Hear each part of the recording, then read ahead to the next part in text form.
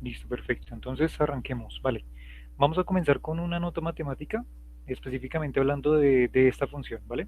De esta función en particular. Una función radical que tiene en este caso pues, dos variables, o sea, no es una función multivariada que depende tanto del parámetro x como y, ¿listo? Vale, y entonces pues a partir de esta función mi pregunta es ¿qué sería calcular nuestro diferencial de esta función? ¿Vale? Entonces por aquí ya había colocado específicamente lo que era la expansión en serie de Taylor para una función de dos variables, ¿vale? Al que simplemente es reemplazar por esa función evaluada, perdón, evaluada justamente en esos puntos iniciales, esos puntos que tomamos nosotros en cuenta en esta serie, ¿cierto? De Taylor, si no estamos hablando específicamente de donde estos x sub 0 y y sub 0 sean 0, ¿no? Sino cualquier valor, cualquier parámetro, en este caso que va a ser nuestro punto eh, en estudio de nuestra serie de Taylor. Entonces digamos que en este caso pues simplemente viene dado por esos puntos, los puntos que estemos estudiando x sub 0 y y sub 0, o sea, evaluado en esas condiciones, digamos, lo iniciales, la parcial de esa función con respecto a x y evaluarla en esos puntos iniciales y hacer la diferencia de ese punto x en general menos el punto inicial que estamos nosotros estudiando y así también con la misma y, ¿vale? Vale, o sea, que de alguna forma, si quisiéramos, con esta nota matemática, quisiéramos arrancar a hacer el estudio de qué pasaría con esta función, pues entonces haciendo esta expansión en serie de Taylor para esta función multivariada, pues lo que haríamos nosotros sería que, de alguna forma, entonces nuestra función XY se comportaría pues como, se comportaría pues, de qué forma, a ver. Entonces nuestra función, ay, un momentico.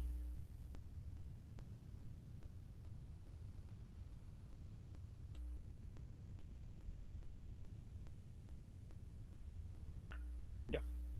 Entonces, a ver, nuestra función XY sería de la forma. Entonces, si seguimos esta serie de Taylor tal cual como se proyecta, la pantalla entonces sería raíz cuadrada de, y aquí tendríamos que evaluar la misma función pero en los puntos iniciales, o sea, x sub 0, y sub 0, ¿cierto?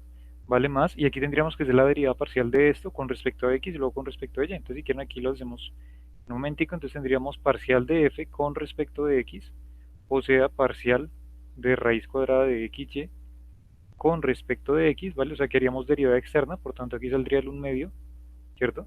Y luego tendríamos que restarle un 1, ¿cierto? Al exponente de la derivada externa, por tanto esto nos quedaría como 1 sobre raíz cuadrada de x y, o sea, en el denominador, están todos de acuerdo, ¿no? O sea, aquí sería un medio menos 1, pues sería menos un medio, por eso la coloco abajo, ¿vale? Eh, ¿Y qué más me falta aquí? Y me faltaría entonces lo que sería la derivada interna. Entonces, si derivaríamos internamente lo que está dentro del argumento de la raíz, pues derivar con respecto a x, esta x se nos iría, ¿cierto? Sería 1, y nos quedaría simplemente la y, o sea que nos quedaría y. Pero recuerden que hay que evaluarlo, ¿cierto? La condición es que tenemos que evaluarlo en los puntos iniciales, x sub 0 y y sub 0, ¿vale? Por tanto, aquí también tenemos que evaluar, por tanto, aquí tenemos que evaluar en x sub 0 y sub 0, o sea que la respuesta sería simplemente un medio, ¿cierto? De 1 sobre raíz cuadrada de x sub 0 y sub 0, y esto multiplicado por el y sub 0, ¿vale? Vale. Simplemente haciendo las consideraciones. O sea que tenemos esta respuesta para este lado, o sea que nos quería la forma 1 medio, 1 sobre raíz cuadrada de x sub 0 y sub 0, ¿vale? Y esto por el y sub 0, que sería parte de toda esta derivada, y nos faltaría entonces multiplicarla por x menos x sub 0, ¿vale?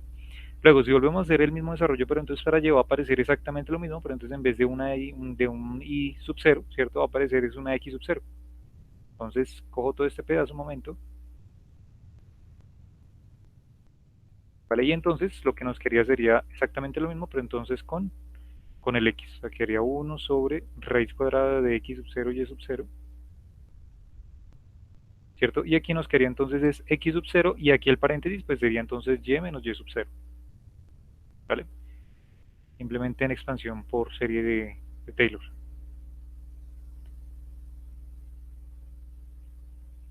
Vale, perfecto. Y entonces, lo otro que podemos pensar entonces es en hacer lo siguiente, ¿vale? En hacer lo siguiente. ¿Qué pasará si calculamos específicamente? Este sería uno de los pasos, ¿no? Y el otro paso sería, ¿qué pasará si nosotros calculamos específicamente el diferencial de f, ¿vale? O sea, como quien dice hacer como quien dice hacer una derivada total, ¿cierto? Entonces por allá recordamos de las definiciones de una derivada total, es que justamente lo que tenemos que hacer es prácticamente derivar, ¿cierto? Nuestra función con respecto a esos parámetros que dependen, en este caso x, y multiplicarle, en este caso no por específicamente una derivada total, sino por una de esas notaciones de derivadas, ¿cierto? Aquí sería de x más, y aquí entonces sería la parcial, la derivada de la parcial f, pero entonces aquí en este caso con respecto de y, y aquí de y, ¿vale? Ya otra cosa que si lo queremos obviamente evaluar en específicamente, ya que estamos hablando sobre los puntos en cuestión iniciales, pues entonces tendríamos que colocar aquí entonces que estas derivadas y todo eso debería ser evaluado en los puntos iniciales, para lo que nos den las derivadas específicamente. Bueno, entonces, por aquí borro un momentín, acá más. Vale, y entonces, ¿cómo nos quedaría esto? Entonces, si derivamos aquí, hacemos el diferencial de nuestra función, lo que nos quería sería algo de la forma, entonces pues si nos damos cuenta tendríamos que hacer exactamente el mismo procedimiento, o sea, hacer la derivada externa, ¿cierto? Entonces saldría pues el 1 medio,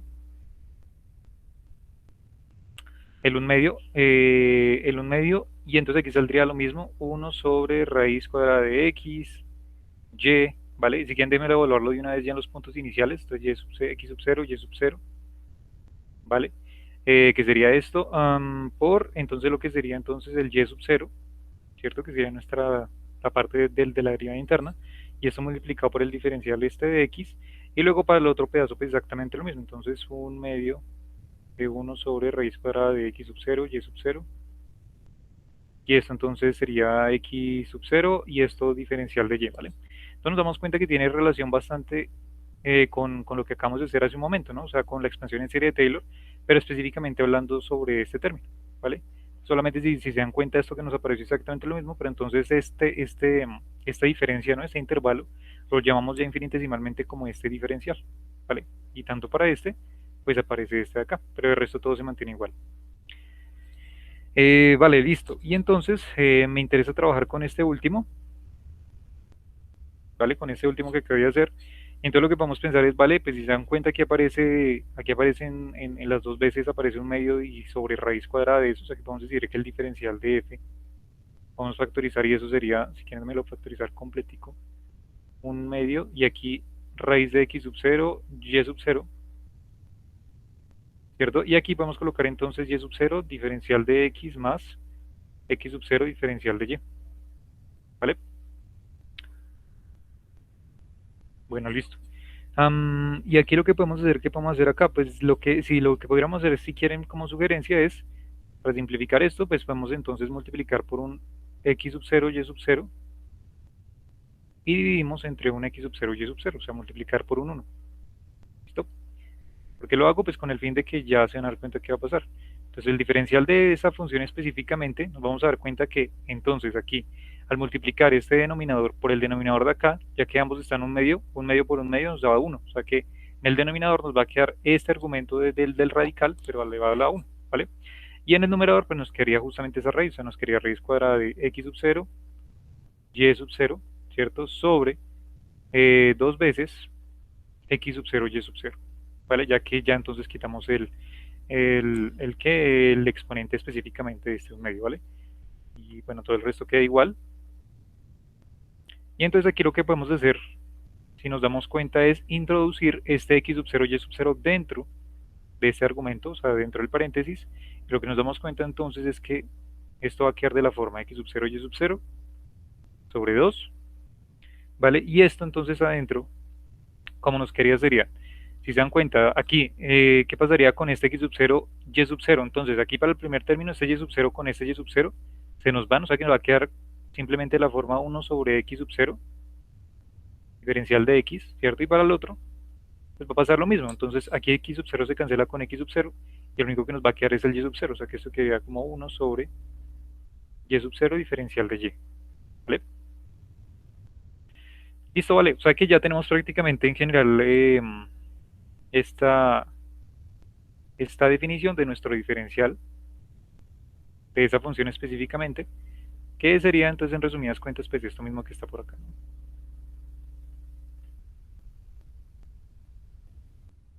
Vamos a darnos cuenta porque es que estoy haciendo esta, esta nota importante, ¿no? ¿Para qué la vamos a utilizar? Más adelante la vamos a utilizar. Entonces téngala por ahí fichada. ¿Listo? Vale.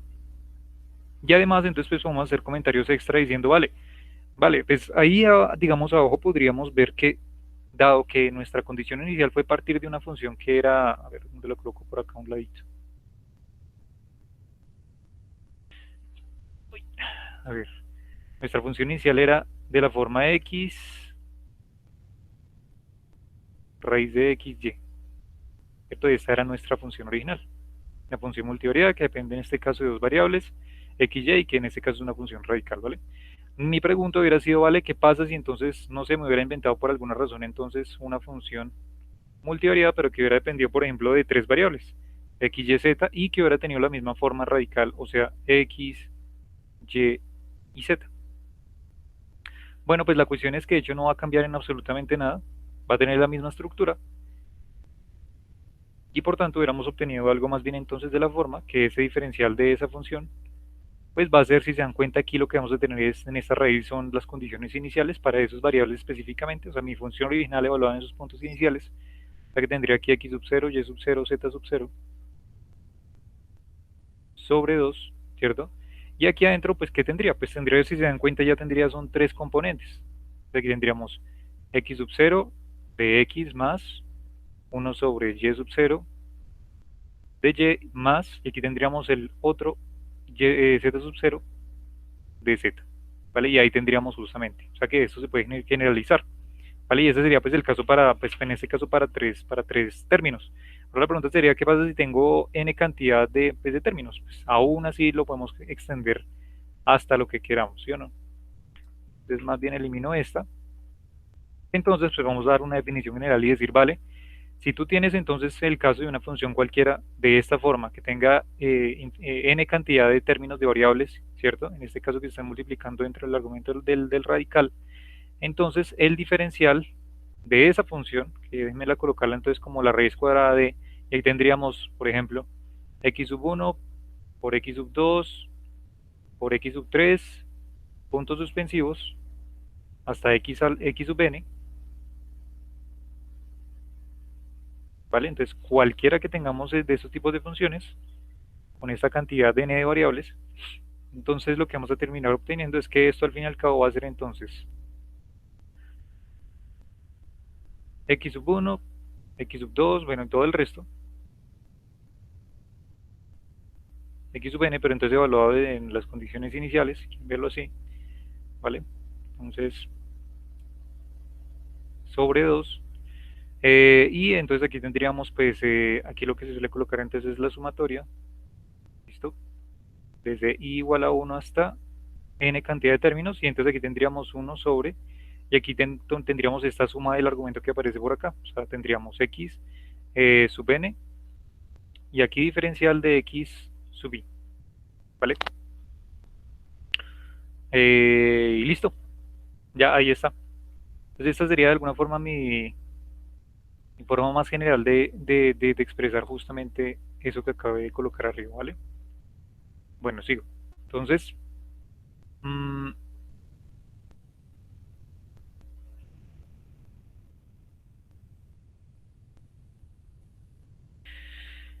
listo, vale. Entonces ahora vamos un momentico a hacer entonces otra nota matemática. Entonces nota matemática número 2.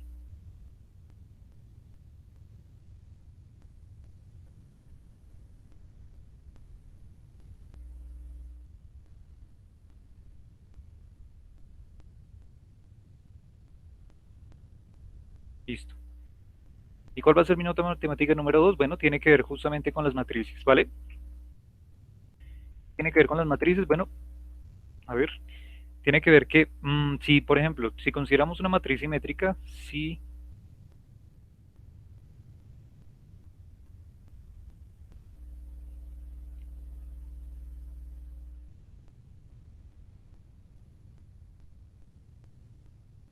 listo, si tenemos una matriz simétrica, por ejemplo, llamémosla A, ¿listo? Entonces ocurre que al diagonalizarla, entonces, al diagonalizarla,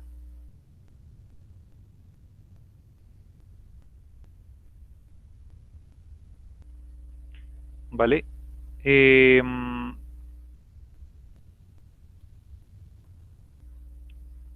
Digamos que para una matriz simétrica, pues vuelvo y repito, si la vamos a diagonalizar, entonces lo que va a ocurrir es que lo que va a suceder es que el determinante de esa matriz tendrá que ser mayor a cero,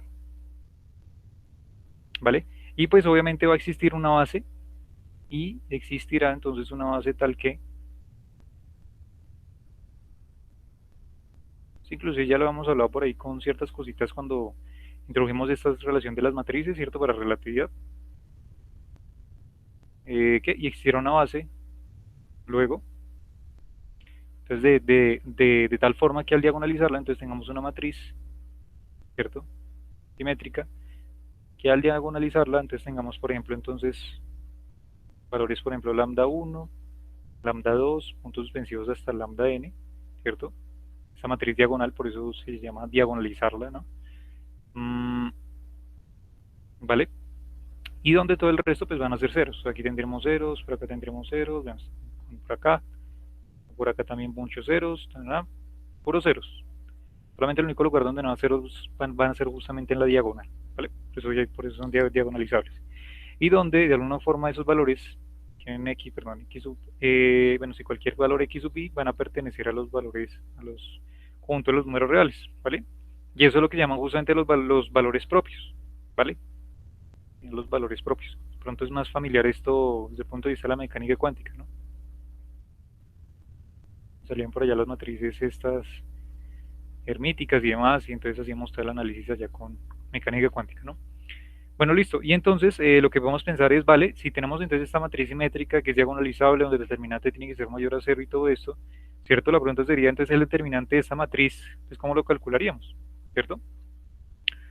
Bueno, pues entonces el determinante de la matriz se puede calcular obviamente en cualquier base, pero entonces para este caso de matrices con todas las condiciones de las que les estoy diciendo, pues el determinante de A termina siendo al fin y al cabo, perdón, lambda 1 por lambda 2 por lambda 3 por puntos suspensivos hasta el lambda n, ¿vale? O sea que tendríamos que el determinante sería justamente todos los valores propios, ¿cierto? En toda la diagonal multiplicándose, haciendo producto directamente entre ellos, ¿no? Y sería pues el determinante específicamente. Vale, y entonces pues vale, hasta aquí podríamos decir esto, a ver, lo coloco en un recuadrito, sería hasta ahí lo más común, y entonces la cuestión es que, ¿qué pasa si entonces, por ejemplo, podemos colocar lo siguiente? ¿Qué pasa si hacemos la raíz cuadrada de eso, del determinante de esa matriz A? Pues lo que tendremos, si están todos de acuerdo, pues específicamente va a ser de igual forma otra vez la raíz de todos los valores propios que se están multiplicando, ¿no? Entonces lambda 1, lambda 2, lambda 3, puntos suspensivos hasta lambda n, ¿vale? Entonces esto ya que estoy colocando ya se nos va haciendo familiar, pues porque es lo que acabamos de hacer hace un instante, pero con las funciones matemáticas. Uy, ¿qué hice? ¿Cierto? Donde tenemos ahí justamente dentro de la raíz, pues varios parámetros, ¿no? Varias variables en este caso que estamos considerando, que serían pues para las matrices los valores propios, ¿no? Listo, vale. Y entonces ahora sí lo que podemos pensar es decir, vale, tenemos que el determinante es eso y la raíz del determinante sería esto, ¿cierto? Entonces, ¿qué pasaría si yo entonces quiero encontrar el diferencial justamente de ese determinante de nuestra matriz simétrica? Diagonalizable, ¿no? Resultar ahí. O sea, que tener esto, ¿cierto? Tener esto que estoy colocando acá, según lo que acabamos de ver hace un instante para las funciones, pues encontraríamos que, dado que tienen la misma estructura, ¿cierto? Tienen la misma estructura, pues nuestra respuesta sería esto, ¿vale? No tenemos que pensar más porque ya lo hicimos, o sea que la respuesta sería esa que está justamente ahí arribita. O sea que tendríamos que eso sería la raíz cuadrada del determinante de A, ¿cierto? Sobre 2, ¿vale? Y eso sería entonces la sumatoria desde i igual a 1 hasta n, de 1 sobre lambda sub i, los valores propios, lambda sub i, y esto el diferencial de lambda sub i, ¿vale? ¿Están todos de acuerdo ahí con eso? Vale, o sea que esa sería prácticamente la estructura del determinante de esa matriz que es simétrica, que es diagonalizable y que tiene los valores propios, en este caso lambda, ¿vale? Por tanto, llegaríamos hasta acá y diríamos, vale, vale, no es nada extraño, estamos hasta el momento pues bien, ¿no? Estamos contentos pues, porque ya la tenemos clara con ese sentido. Vale, ¿qué más podríamos decir acá? A ver, apuntes extra aquí referente a esta matriz. Vale, que si de alguna forma entonces tenemos esta matriz diagonalizable que tiene valores lambda, bueno, lambda 1, lambda 2, lambda, hasta lambda n, ¿cierto? Podemos pensar qué sería entonces tener la matriz inversa de esta. Pues sería simplemente invertir de alguna forma, ¿cierto? Hacer las inversas de cada uno de sus valores propios. O sea, tener, o sea, la matriz inversa de esta matriz, obviamente, pues sería entonces lambda sub 1 a la menos 1, lambda sub 2 a la menos 1, plin, plin, plin, plin, hasta lambda sub n a la menos 1, ¿cierto? Y todo el resto lleno de ceros, ¿no? No los coloco, ya ustedes saben que ahí van los ceros. ¿Listo? Todo el resto. ¿Listo? Entonces, pues, vale, esto teniendo en cuenta, pues, lo que hemos venido relacionando específicamente para el caso de esta matriz simétrica y todas las condiciones que ya vi, ¿vale? Vale, y entonces ahora se viene algo interesante y es ponernos a pensar todo este tanto notas matemáticas que estoy colocando. ¿Qué les parece si los colocamos en contexto para algo que se nos es más familiar? Pues para relatividad, ¿no? Entonces la pregunta es, ¿qué matriz por ahí que nosotros hayamos estudiado de simétrica tiene esas condiciones de diagonalización, ¿cierto? Esas condiciones bastante usuales que acabé yo de colocar aquí. Una matriz que sea diagonalizable, o sea, que tenga sus valores justamente propios en la diagonal y que tenga, cumple esas características. ¿Cuál se les ocurre? De todas las que hemos visto, matrices.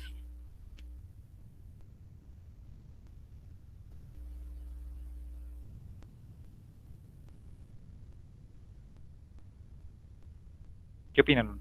¿Cuál se les ocurre por ahí?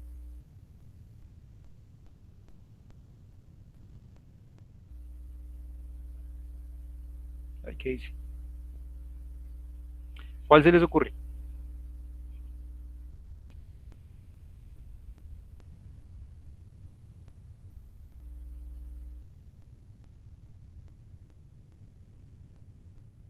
¿Ninguna?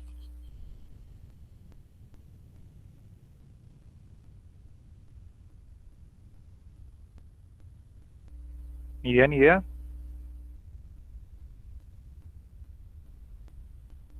Vale, yo les pregunto, ¿qué les parece si votamos como opción a una de las que les presenté yo desde que comenzamos este curso que se llama la matriz o el tensor métrico, o la matriz métrica, si quieren llamarlo así? Les pregunto, ¿esta es una matriz diagonalizada, simétrica? Por ejemplo, no sé, Minkowski, por ejemplo, menos 1, 1, 1, 1, 0, 0, 0, 0, 0, 0, 0, 0, 0, 0, 0, 0. Pregunta, ¿esto no es una matriz diagonal? ¿Qué opinan? Exacto, ¿sí o no? Ricardo nos dice, sí, es que esa ya está diagonalizada, ¿no? O sea que este familiar de nosotros y para cualquiera, por eso es que es bastante útil, porque es que esto sirve no solamente para Minkowski, porque si lo recuerdan para todas las métricas, entonces, bueno, para las que hemos visto, Rindler, Schwarzschild, Minkowski y las demás, todas son diagonalizadas, ¿vale? Ustedes no van a encontrar estos términos por aquí, ni por acá, ni por acá, ni por acá, no, es una matriz diagonalizada, ¿vale? Si ustedes llegan a encontrar, porque de pronto hago la aclaración que alguna vez cuando comenzamos el curso lo dije, si ustedes llegan a encontrar de alguna forma, ¿cómo es que se llama esto? Componentes de esta matriz, por ejemplo, que digamos tengamos por aquí estas matrices que la verdad son muy escasas porque la relatividad que se hace es con estas matrices diagonales, más que todo, ¿no? ¿Los pueden encontrar? Sí, claro que sí los pueden encontrar. O sea, no es que sea aquí, digamos, la condición de que todas son diagonalizadas, no. Lo que pasa es que justamente esas matrices diagonalizadas hacen parte de ese grupo de métricas que prácticamente no son perturbadas o prácticamente, digamos, podemos decir que no están apretujadas o retorcidas. ¿Qué me refiero?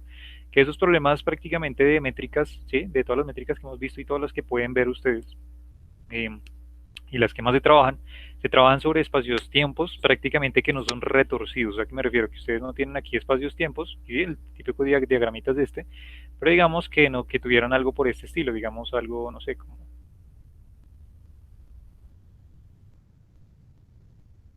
¿Me hago entender? O sea, tenemos aquí prácticamente nuestro espacio-tiempo, pero entonces lo estamos como retorciendo. Esas perturbaciones justamente, esas perturbaciones entonces hace que de alguna forma esta métrica específicamente pues no, sí, ese tensor métrico cambie. Y cuando cambia es que aparecen unos términos más extra por ahí, entonces ya no es una matriz diagonalizable.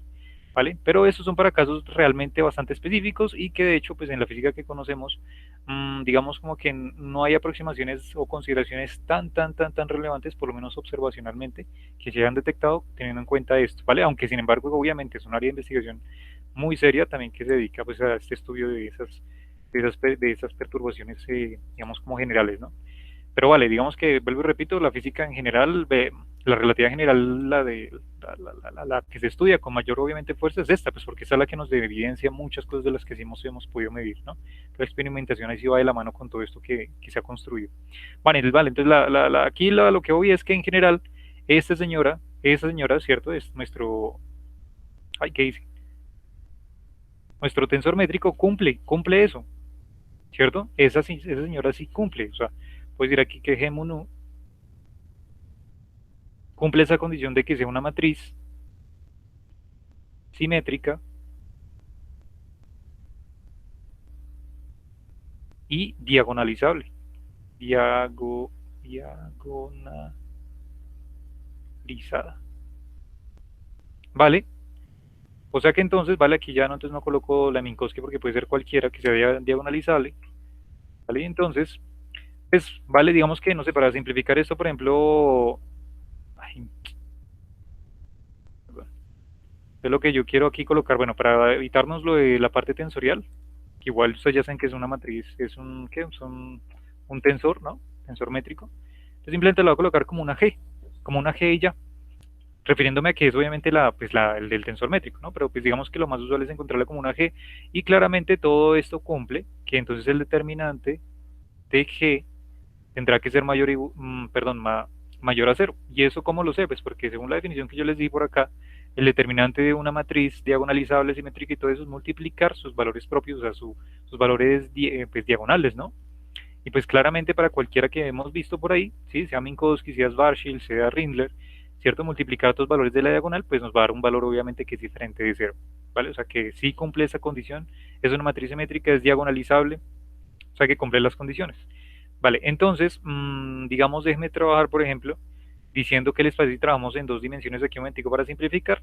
Digamos, por ejemplo, colocamos aquí entonces G sub 1, 1, G sub 1, 2, G sub 2, 1 y G sub 2, 2. ¿Vale? Esto lo hago rápido para ir avanzando más rápido, pero pues esto se extrapola para todas las dimensiones, obviamente.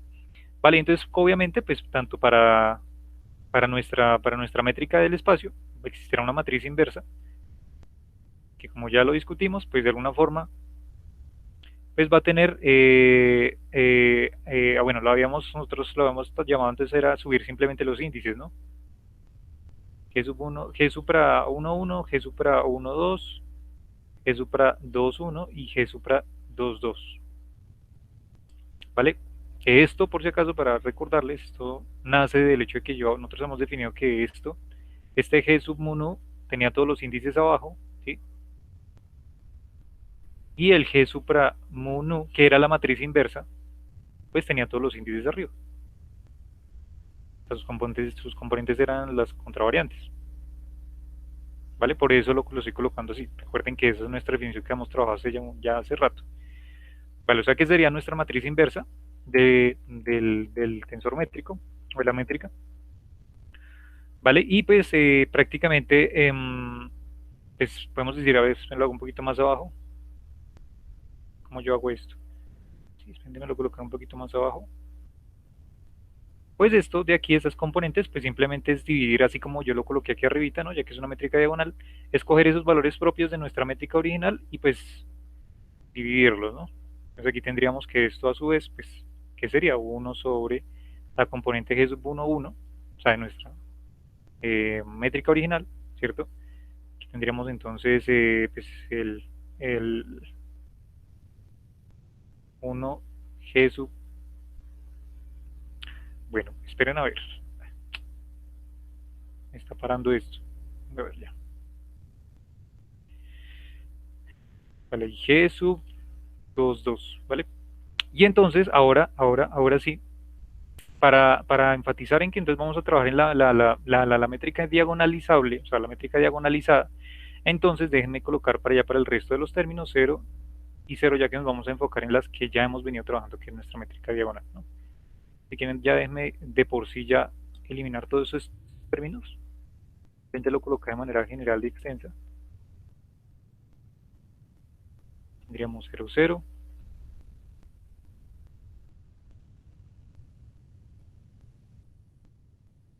Listo, perfecto. Que esta ya es la que hemos venido trabajando. Vale, o sea que la inversa sería simplemente invertir esos términos y ya tendríamos eso. ¿Vale? Que esto es lo que nosotros llamamos esto que está acá. Vale, ahora sí. Déjenme otra vez subir un tris. Listo, vale. Vale. Y entonces la pregunta sería, vale, bajo esa condición, entonces, ¿qué sería ser el diferencial del determinante de nuestra matriz? En este caso, esta señorita de acá. Vale, pues entonces hacer el diferencial de la raíz cuadrada del determinante de, en este caso, nuestra métrica G, ¿vale? Pues esto qué va a hacer, pues según lo que les coloqué aquí arriba, ¿qué va a hacer? Sacar la raíz cuadrada del determinante de la matriz, dividirla entre 2 y hacer esto, ¿cierto? Hacer la sumatoria de los valores propios, ¿cierto? Esas componentes en este caso de nuestra métrica y los diferenciales de esa métrica, o sea que tendríamos algo de la forma. Tendríamos algo de la forma raíz cuadrada del determinante de G sobre 2, ¿vale? Y eso sería entonces, aquí tendríamos los valores propios, pilas, los valores propios, no las inversas, sino los valores propios en sí. O sea que los índices los tendríamos que colocar abajo, ¿están todos de acuerdo? En este caso yo que estoy trabajando en dos dimensiones sería 1 sobre G sub 1, 1, ¿vale? Diferencial, entonces G sub 1, 1, ¿vale? Más, y luego colocaríamos el otro, que en este caso G sub 2, 2, diferencial G sub 2, 2, ¿vale? O sea que eso sería el diferencial del determinante de la métrica. ¿Vale? Vale, espero. Sí, dime. ¿Alguien iba a hablar? Yo, Ricardo, a ver, tengo una pequeña duda. Dime. Tengo la matriz G, al menos uno, ¿no es cierto?, que me representa los componentes G supra 1, 1 y el otro G supra 2, 2. En este caso, lo que son índices distintos van cero. Ujú. Pero si yo lo invierto y me queda 1 sobre cero, ahí, no sé, estoy como en una confusión. Uno sobre cero no sería equivalente. Ah, ok, ¿Me ok. explico? ¿Tú te refieres a este cero que está por acá, que aparece luego acá? Sí. Ah, ok, bueno. Lo que pasa ahí, Ricardo, es que cuando uno va a sacar la matriz inversa en general, realmente para estas matrices diagonalizables, o sea, lo que se va a invertir son los valores diagonales. Y de hecho estos otros van a quedar iguales, por eso es que aquí vuelve a aparecer el cero. O sea, realmente bueno, que de pronto no quede la confusión de que las componentes directamente de toda la matriz que yo estoy colocando acá, no se invierten directamente. Yo por eso al final hice el stop. Yo paré un momento y dije, no, esperen, porque claro, entonces ahí de pronto iba a ocurrir el error de que, claro, si yo estoy aquí invirtiendo también esta componente, entonces pues aparecería este 1 sobre 0 que sería indeterminado y no tendría sentido. Pero no, cuando uno va a hacer en este caso, la matriz inversa de estas matrices diagonales, lo que se invierten son justamente las componentes diagonales de esa matriz. ¿Vale? Pero los otros términos no se ven afectados, Ricardo. O sea que en este caso, de hecho, es que no estamos invirtiendo perdón, o sea, no estamos invirtiendo esta componente. Porque de hecho eso viene de las propiedades, digamos, de las matrices cuando uno quiere invertir justamente una matriz diagonal simétrica y todas las condiciones que yo estoy dando. Que de hecho yo me acuerdo que creo que al principio nosotros las vimos, creo que las vimos al principio del de relatividad general. Vale, pero entonces para que tengas en cuenta eso, lo que invertimos son las componentes, obviamente que son diferentes de cero, pues porque hay matrices de todos sabores, colores y olores, ¿sí o no? Pero pues para este caso de matrices diagonalizables y simétricas y toda esa cuestión, cuando invertimos directamente se invierten los valores propios directamente de la matriz. ¿Listo? Ok, ok, gracias. Listo, vale, vale, Ricardo, no, pero bien, pregunta válida, bien. Listo, bien, entonces, vale, entonces aquí iba.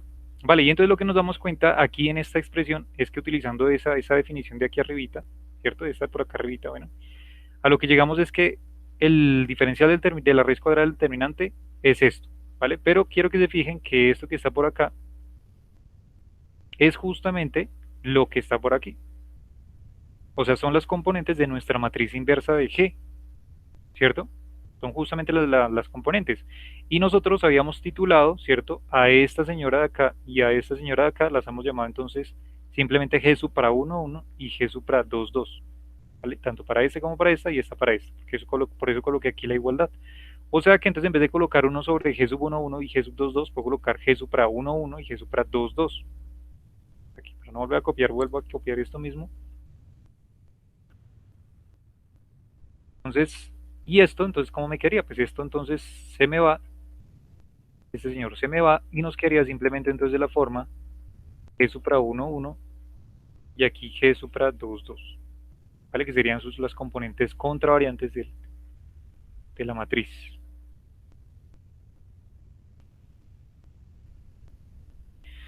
Vale, perfecto. Listo. Y entonces, ya la cuestión o lo último que podemos hacer es entonces, oh, vale, ya que estamos hablando aquí de espacio, específicamente de espacio, o sea, por eso hice la convención aquí de trabajarlo todo arrancando desde el 1, 1, o sea, desde 1, ¿cierto? 2, 3, 4 es infinito, de hecho es que aquí lo que yo les había definido arranca desde 1, ¿cierto? Entonces esto último que voy a colocar va a ser la definición entonces, pero para la métrica del espacio, no del tiempo. Vale, o sea que entonces yo puedo decir en resumidas cuentas que, si les parece bien, podemos colocar entonces en general que, pues, lo vuelvo a copiar acá esto, va a quedar exactamente igual. Y entonces para el espacio lo que tenemos es que esto se va a convertir simplemente en G supra IJ si quieren colocarle, IJ, ¿cierto? Y aquí por los diferenciales, diferenciales de G sub I, J. ¿Vale? O sea, esta de aquí sería nuestra definición para, vuelvo y repito, el diferencial de la raíz del determinante de G, de nuestra métrica. ¿Vale? Que sirve para el espacio, solamente sirve para el espacio porque aquí tuvimos en cuenta, bueno, ya les vamos a ver por qué sirve solamente para el espacio, porque se hace una modificación, realmente es que lo voy a introducir directamente, es que se hace una modificación para la parte del tiempo, y como la parte del tiempo, si ustedes lo recuerdan de Minkowski, se añade por un menos uno, por un menos, ¿no? Para que haya consistencia y ya se van a dar cuenta que lo que va a pasar. Entonces coloco aquí índices latinos para que ustedes tengan la referencia de que esto sería la definición para el diferencial determinante de la métrica, pero espacial. ¿Listo? Entonces, por acá lo resalto rápidamente, entonces este de aquí sería para,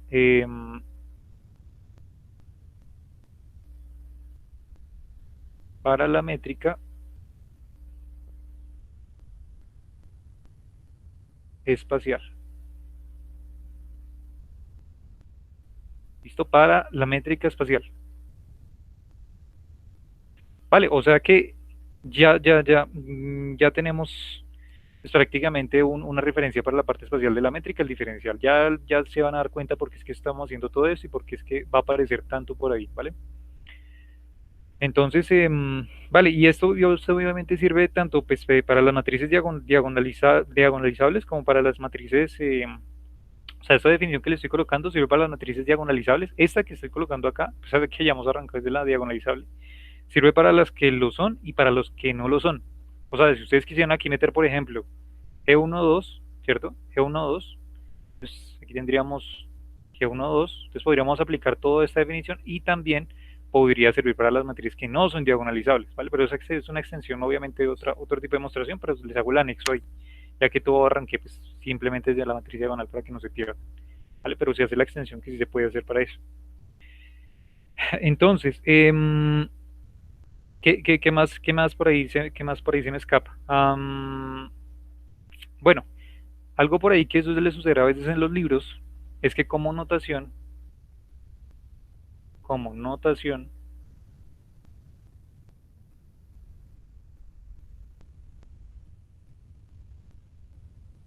como notación, digamos que algunas veces este determinante de G, así tal cual como lo coloqué, a veces simplemente los libros lo que hacen es llamarlo directamente G, ¿vale? Y cuando estamos haciendo referencia, o sea, cuando yo ya sé que esto en relatividad es una matriz y no lo estoy colocando de alguna forma ni subíndices ni nada de eso, ¿cierto? Ni supraíndices ni nada, yo ya sé que estamos hablando de alguna forma desde la parte matricial y va a haber entonces un determinante de esa matriz que yo estoy tomando, ¿vale? Entonces por eso algunos libros lo toman directamente así. ¿Vale? Pero esto ya ustedes saben que en relatividad esto simplemente es, pues, es nuestro tensor métrico. Y obviamente si no ven nada ahí por ahí de índices, por ahí volando, lo están tomando matricial, y si lo ven por ahí volando solo, pues están tomando directamente el determinante de ese señor, ¿vale? O sea que entonces, muy comúnmente también lo pueden encontrar en los libros, ¿cierto? De la forma, el diferencial, y esto es raíz de G directamente, ¿vale? Igual, y aquí pues raíz de G sobre 2 y aquí sería el G sub I, J, diferencial G sub I, J, ¿vale? Que es como otra forma de encontrarlo con esa notación. Bueno, cabe hacer aquí, cabe resaltar obviamente que aquí, si se dan cuenta, hay infinita cantidad de términos que podemos hallar de las componentes de la métrica, ¿cierto? Pero esto que último que yo coloqué fue notación de Einstein, ¿no? O sea, aquí recuerden que hay una sumatoria, no es que me ha saltado la sumatoria, sino que esta sumatoria que aparece por acá, ¿cierto? En nuestra definición general matricial, nosotros aquí cuando estamos hablando de esto, pues se nos convierte en notación de Einstein, pues eliminamos la sumatoria y nos quedamos, ya sabemos que tenemos supraíndices y subíndices, hay una sumatoria ahí, ¿vale? Por eso no lo coloqué. Listo, vale, y entonces ahora sí introduzco lo que yo les iba a decir, y es que para cerciorarse de que cuando introduzcamos entonces la parte temporal no ocurran problemas, entonces lo que sucede es que introduciéndolo directamente, o sea, si quieren, si G es una variedad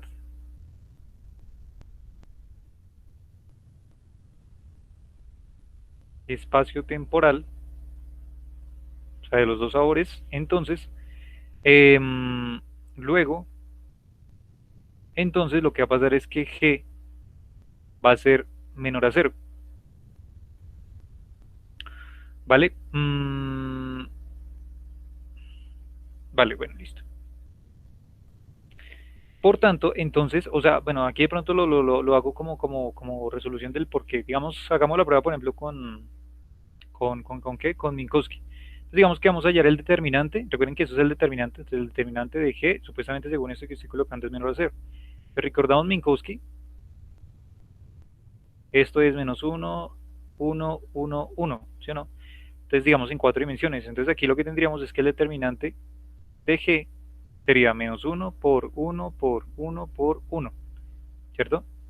Entonces aquí qué es lo que nosotros pues, miramos, que esto daría menos por más, da menos, menos por más da menos, menos por más da menos, ¿cierto? Y todo esto pues, nos va a dar al fin y al cabo menos 1. O sea que este es un señor menor a 0, ¿vale? Por eso es que yo estoy hablando que en una variedad espacio-temporal esto obviamente puede tornar a ser 0.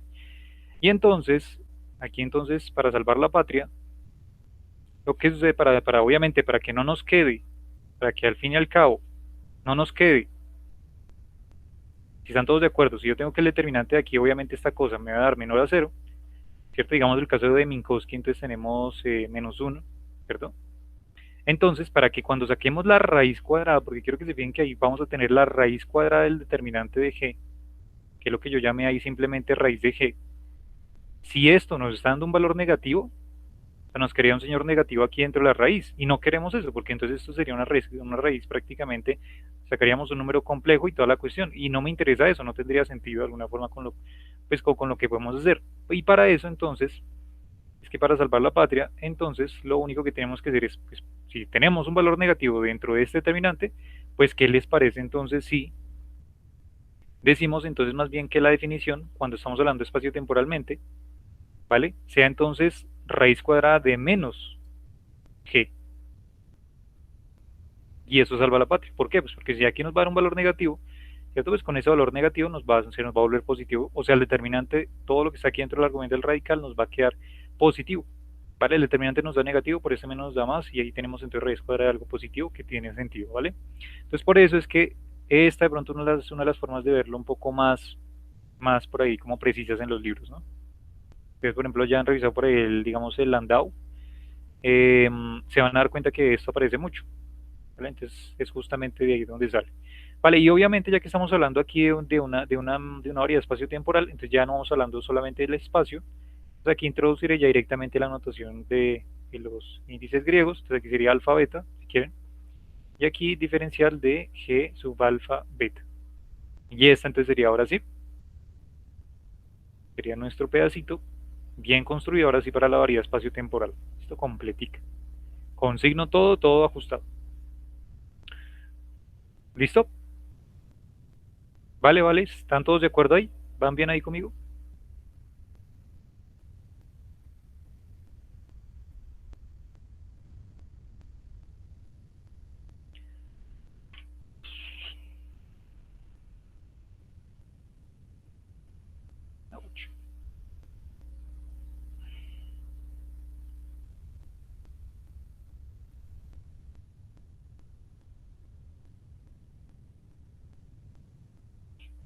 Listo.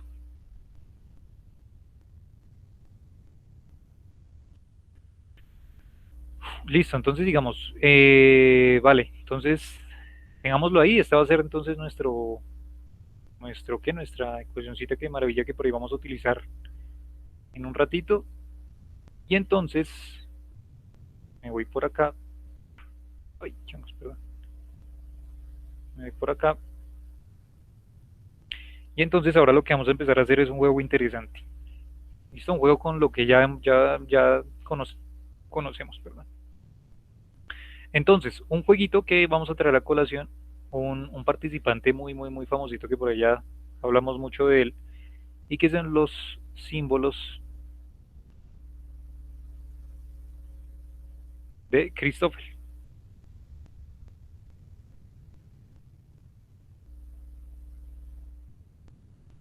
Listo, los símbolos de Christoffel.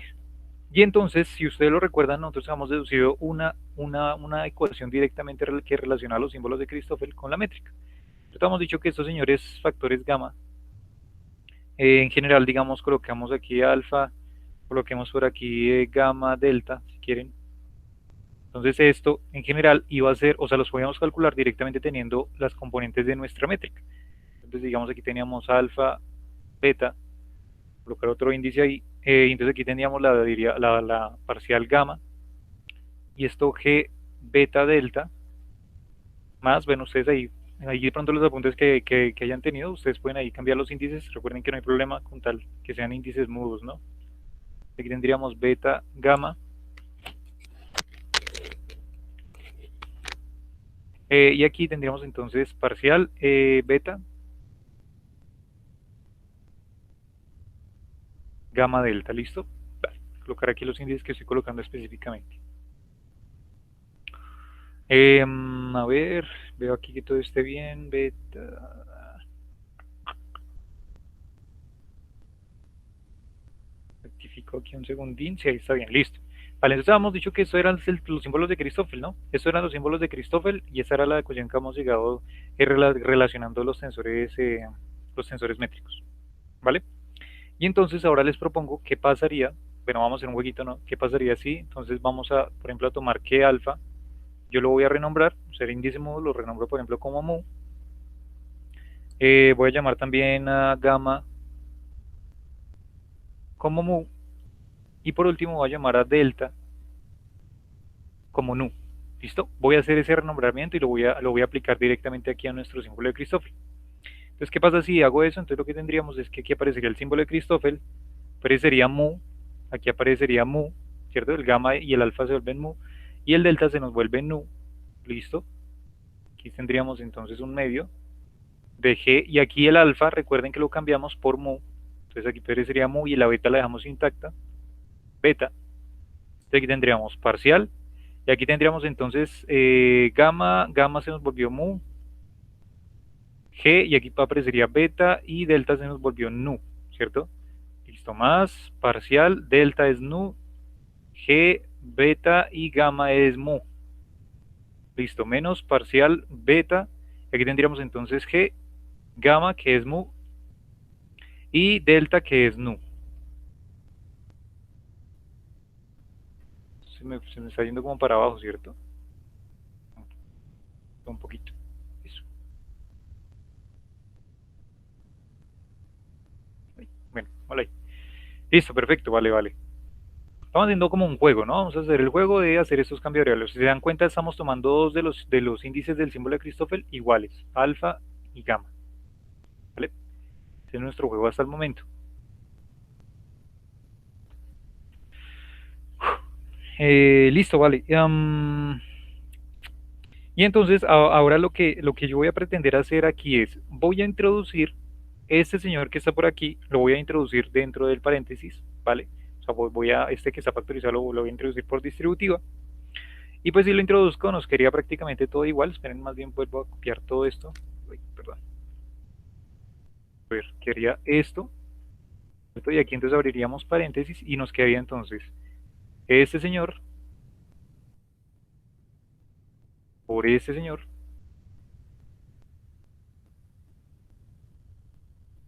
Luego otra vez este señor por este señor. Y por último entonces de nuevo entonces este señor por aquí y el último por acá.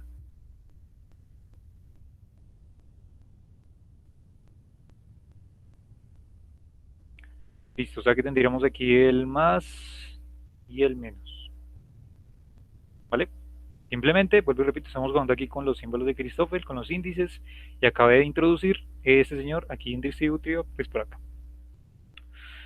Vale. Listo, vale, vale. Bueno, aquí esta partecita va a ser de mucho tensor, entonces porfa quiero que me presten bastante atención, ¿vale? Con esta explicación. Vale, hasta ahí pregunto, ¿todo bien? ¿Vamos bien? ¿Vamos bien ahí? Coloquen ahí un uno si bien.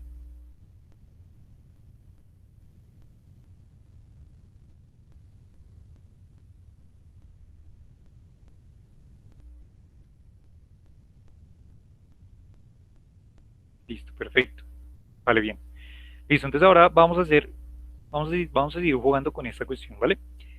¿Cuál es nuestro siguiente juego? Este siguiente paso del juego es, vamos a tomar este último término, este que está por acá en negativo. Si quieren, me lo colocamos aquí como un asterisquito, ¿vale? Un asterisquito acá. Entonces decimos, vale, aquí es G sub beta, perdón, mu beta, y eso sería parcial beta, y eso sería G sub mu nu. ¿Listo? Vale. ¿Qué les parece si a partir de esta última que está por acá, ¿vale? ¿Qué les parece si hacemos el siguiente cambio de índice? Ya que son índices mudos, beta si quieren lo llamamos capa, y por ejemplo a mu lo llamamos rho. Ay, perdón. Mu lo llamamos rho. Entonces, ¿cómo quedaría esta cuestión? O sea, que eso quedaría la forma G, y eso quedaría mu, que ahora se va a llamar rho, ¿cierto? Y beta, que lo vamos a llamar capa. Eso quedaría entonces parcial. Esto quedaría parcial capa. Está todo bien ahí, sí. Y eso quedaría entonces G sub rho, de esta mu que está por acá, y nu. Vale, vale, ya se dan cuenta para qué estoy haciendo todo esto. ¿Cuál es la finalidad? Entonces, si tengo en cuenta esto, y yo recuerdo que nuestro mismísimo tensor métrico, es un tensor simétrico, ¿cierto? O sea, es una matriz simétrica de alguna forma, entonces lo que nosotros recordamos es que al colocar G supra alfa beta es lo mismo que colocar G supra beta alfa, ¿cierto? Es un tensor simétrico. O sea que yo podría entonces, para ese señor que está por acá, invertirlo, ¿no? Podría invertirlo. Y entonces, pues esto cómo se me convertiría. Entonces, quieren aquí voy colocando unas líneas para que no perdamos el hilo. Simplemente es una nota. Vale, entonces, esto, ¿cómo nos quedaría esto aquí transcribiéndolo? O sea, invirtiendo aquí el orden de los índices, nos quedaría G supra capa rho parcial capa G sub rho nu. ¿Vale? ¿Están todos de acuerdo? Simplemente estoy cambiando el orden de este señor de acá. Solamente este de acá. Vale, y entonces aquí el siguiente juego es, vale, ya teniendo estos nos vamos a dar cuenta que es algo maravilloso, y es que si volvemos a renombrar, entonces voy a llamar ahora a capa, lo voy a llamar mu, a capa lo voy a llamar mu, ¿listo? y a rho la voy a llamar beta, rho beta, capa mu, sí, listo, ahí está cruzado, perfecto. Entonces, si hago ese renombramiento, lo que voy a tener es que esto me va a devolver G capa, se nos vuelve entonces en mu, rho se nos vuelve en beta, y aquí entonces tengo parcial capa, pero capa se nos vuelve mu otra vez, ¿cierto? Aquí tenemos entonces G, y este rho se nos vuelve beta, es beta por acá, y el nudo lo dejamos igualito. Aquí eso es lo último que obtenemos. Y eso es algo que se suele hacer, eso se hace muchísimo en relatividad general y es justamente para renombrar los índices y ver qué se puede cancelar. ¿Sí? Aquí no es como tan fácil como uno lo hace en álgebra, pero haciendo un poquito de mañas con los índices, con esos truquillos, y si nos damos cuenta es que lo que acabamos de encontrar es que vuelvo a copiar todo esto. Entonces, es que este último señor nos acabo de dar este de acá. Listo. Y quiero que se fijen que este señor que está por aquí es justamente el mismo que está por acá. ¿Sí la pillan? Este que está por aquí con signo negativo es el mismo que está por aquí con signo positivo. O sea que characatras y chacatras se nos van. Y es obviamente todo un desarrollo meramente indicial, ¿sí? De puros índices, puro cambio de índices, ya que podemos aquí justamente derrotarlos. O sea, lo que podemos ver es que cuando tengamos esos tipos como de cositas que por ahí más o menos se parecen, ¿no? Esos tipos de operaciones entre los tensores, ¿vale? Podemos ajustarlos de tal forma, porque aquí se dieron cuenta nuestra finalidad fue invertir estos señores, ¿cierto? Invertir este señor y ponerlo acá. Y ya. Pero para hacer eso entonces tenemos que jugar con los índices. Tenemos que hacer esos cambios ahí un poquito largos y extensos, pero que sirven muchísimo, porque al fin y al cabo se dan cuenta se simplifica un montonazo esto, ¿vale? Vale, ¿y es lo que esperábamos? Pues sí, es lo que esperábamos. ¿Por qué? Pues porque si se dan cuenta, nuestro punto de partida es que el símbolo de Christopher tiene dos índices repetidos, ¿no? Entonces nosotros recordamos que los índices repetidos de alguna forma lo que hacen es contraer un poco más, ¿cierto? Toda la operación que hay detrás de esa igualdad. Entonces, claro, se me cancela el señor con ese señor que son iguales y terminamos solamente con lo que nos queda por acá, que sería entonces esto por esto. ¿Vale? Bueno, vale, voy preguntando en cada momentico pronto para que no se van a perder por si acaso, ¿listo? ¿Hasta ahí todo bien? Vuelvan a escribir unos todos los que quieran.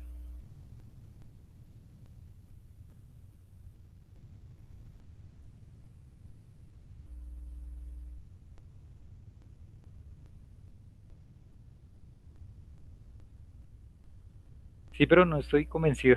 ¿Por qué, Ricardo? Dime por qué. Eh, estos truquitos de cambiar los símbolos, desde un principio, cuando vos lo explicabas, no me convence. Está bien matemáticamente hablando eh, hacer estos cambios. Sí, sé esto de que son símbolos que se pueden operar entre sí, se pueden cancelar, se pueden renombrar, pero no sé si qué tan válido es. Obviamente debe ser válido porque altos cerebros lo han hecho, pero esa es la parte que no me convence. Sí, es como muy rebuscado el truco, ¿no? Aunque más allá de un truco, bueno, es que de pronto no sé si este tal vez ahí sí, eh, no sé si ahí de pronto las palabras que uso estarían mal dichas, de pronto que sea un truco específicamente, porque más que un truco, es que al fin y al cabo estos símbolos de Christoffel y todo lo que nosotros queramos contraer para índices repetidos aquí mismo, o sea, por obligación es que las ecuaciones nos deben quedar reducidas por lo menos a esto. O sea, pasamos de tener a tres pedazos de esta ecuación a solamente tener uno, ¿vale? Y eso no es al azar, porque es que de hecho cuando contraemos estos tensores lo que va a aparecer son estas contracciones también de las ecuaciones. Entonces, digamos que más allá de pronto que sea un truco o no, ¿vale? De pronto ahí me castigo en la... me castigo la boca de pronto por decir que es un truco. Más bien de pronto de ser un truco es justamente el desarrollo operativo inicial que uno debería utilizar para contraer eso mismo, ¿vale? Porque uno lo que busca justamente en esta ecuación es que al tener índices repetidos acá, ¿cierto? Alguno de esos términos que tenemos por acá, sea este, sea este o sea este, se terminen cancelando, que haya una relación entre ellas. Y es que mira que a ojo, Ricardo, sí las hay, porque si nos damos cuenta, sin haber hecho ese truco, mira que este señor que está por acá es justo este, ¿cierto? Inclusive esta G que está por acá tiene como segundo índice el nu. Si te das cuenta hay una relación ya directa entre sí con esos dos señores que están ahí, ¿no? Solamente yo, por eso yo repetía que estaba ese señor mu y ese señor beta, y ese señor beta y ese señor mu que está aquí aparece invertido, ¿cierto? Que al parecer sí se puede, y de hecho cuando uno empieza ya a trabajar un poco con más desarrollo de esto, pues uno termina ya vamos, digamos, como acostumbrándose a que efectivamente esto suele ocurrir un montón, ¿sí? Cuando queremos contraer esos símbolos o tensores o lo que sea. Entonces, digamos que en este caso, eso es lo que podemos hacer y para utilizar, para encontrar, claro, si no supiéramos este truco de alguna forma, aquí yo lo llamo truco, si no supiéramos este truco de acá, la pregunta sería, ¿cómo hacemos entonces para resolver eso, no? O sea, nos queda así y ya. No, pues justamente para eso está este recurso matemático que, no sé, yo lo podría llamar entonces más bien en vez de un truco como operación indicial, ¿sí? Operaciones indiciales directamente de los tensores. Y con eso entonces uno llega acá, ¿vale? Pero entonces, si de pronto hay que no quede claro, de pronto por lo que yo menciono específicamente de mis palabras, que eso sea como específicamente pues un truco, ¿no? O sea, ya en trucos sí es como una operación realmente matemática, que sirve para condensar esto más. Vale, vale, pero bien, Ricardo, gracias. Vale, listo.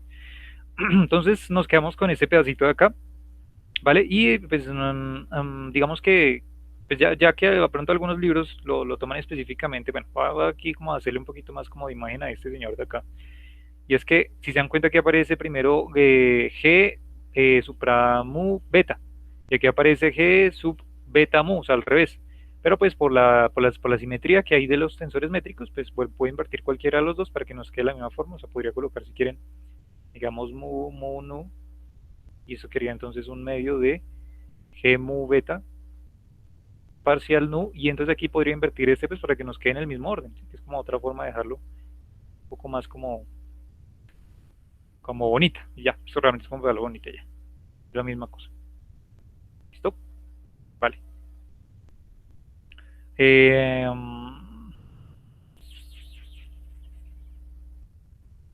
vale, sí. Y déjenme entonces ahora voy a simplemente utilizando esta ecuacióncita, lo que voy a reescribirla simplemente porque lo voy a trabajar ahorita más adelante así, se dan cuenta el por qué. Voy a llamar simplemente por el índice mudo mu, lo voy a llamar por ejemplo alfa y ya. Simplemente estoy aquí renombrando esa cuestión y ya, pero no va a cambiar en lo absoluto. O sea, esta mu que aparece aquí en la parte derecha lo voy a cambiar por esto, por esta alfa, ¿vale? Nicolás, Sí, ¿y dime. por qué no a beta no le decimos no en lugar de alfa? O ese cambio que decís que vas a hacer. No sé si se, o sea, renombrar beta como para que, bueno, no sé. No, no sé qué estoy diciendo, cualquier cosa. Bueno, no, discúlpame. No, tranquilo, tranquilo. O sea, tú dices que por qué no renombramos más bien en vez de mu beta. Sí, eso mismo. Sí, pues podríamos hacer, es que de hecho aquí lo que yo estoy colocando es como solamente puro marketing, ¿sí o no? Pues para que venda, para que la imagen venda. Pero realmente yo podría aquí tanto renombrar como mu, porque son índices mudos, o también podría renombrar beta, porque también es un índice mudo. El único que no podría renombrar es nu, ¿cierto? Porque nu en este caso, si se dan cuenta, es un índice que no es mudo, este es un índice libre, que está por ahí volando. O sea, porque no hay alguna forma de un supraíndice que también tenga nu por algún lado.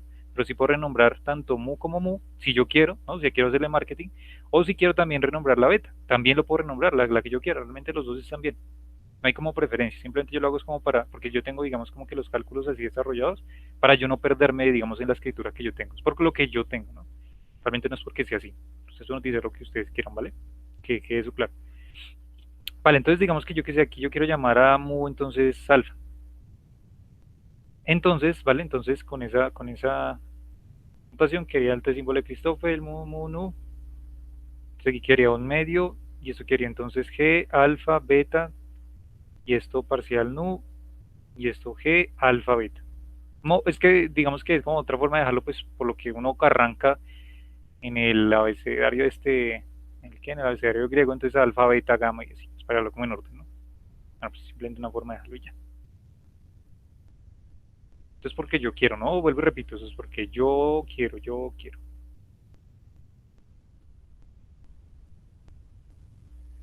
Listo. Listo, vale. Entonces, prosigamos. Vale, listo. Entonces, ya con esto ya tenemos por ahí cositas listas. Ya nuestro arsenal está listo. Entonces ahora lo que voy a hacer es, ¿dónde está nuestra conclusión de ahorita? A ver, ¿dónde estás? Ah, aquí estás. Entonces, lo que voy a hacer es, voy a coger este señor de aquí, nuestra nota matemática, ¿cierto? 2. Y entonces, vale, aquí sí que hago una línea para separar aquí estas cositas. Todo eso que estoy haciendo está relacionado. Por eso estoy haciendo cosa por cosa, ¿vale? No piensen que estoy aquí hablando temas así al azar porque quiero ya. Entonces, ay, changos, ¿qué hice? Bueno, esperen, solamente está acá adentro. Vale, entonces me voy para allí y voy a utilizar ese señor. Y ahora lo que voy a hacer es lo siguiente. Lo que voy a hacer con este señor que ya lo habíamos deducido es hacer lo siguiente. Vamos a variarlo con respecto a, por ejemplo, x supra nu. ¿Listo? Y si hago la variación a un lado, pues la tendré que hacer al otro. Simplemente estamos viendo esa razón de cambio justamente de alguna forma de esa raíz del determinante, ¿no? Si lo hago a un lado, lo tendré que hacer al otro, entonces tendría aquí mismo. ¿Vale?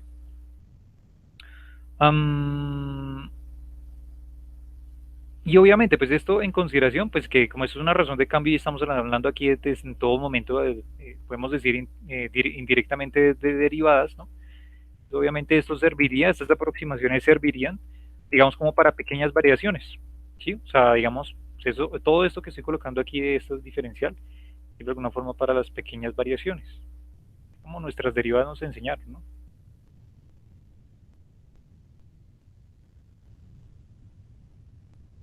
Para pequeñas variaciones, ¿vale?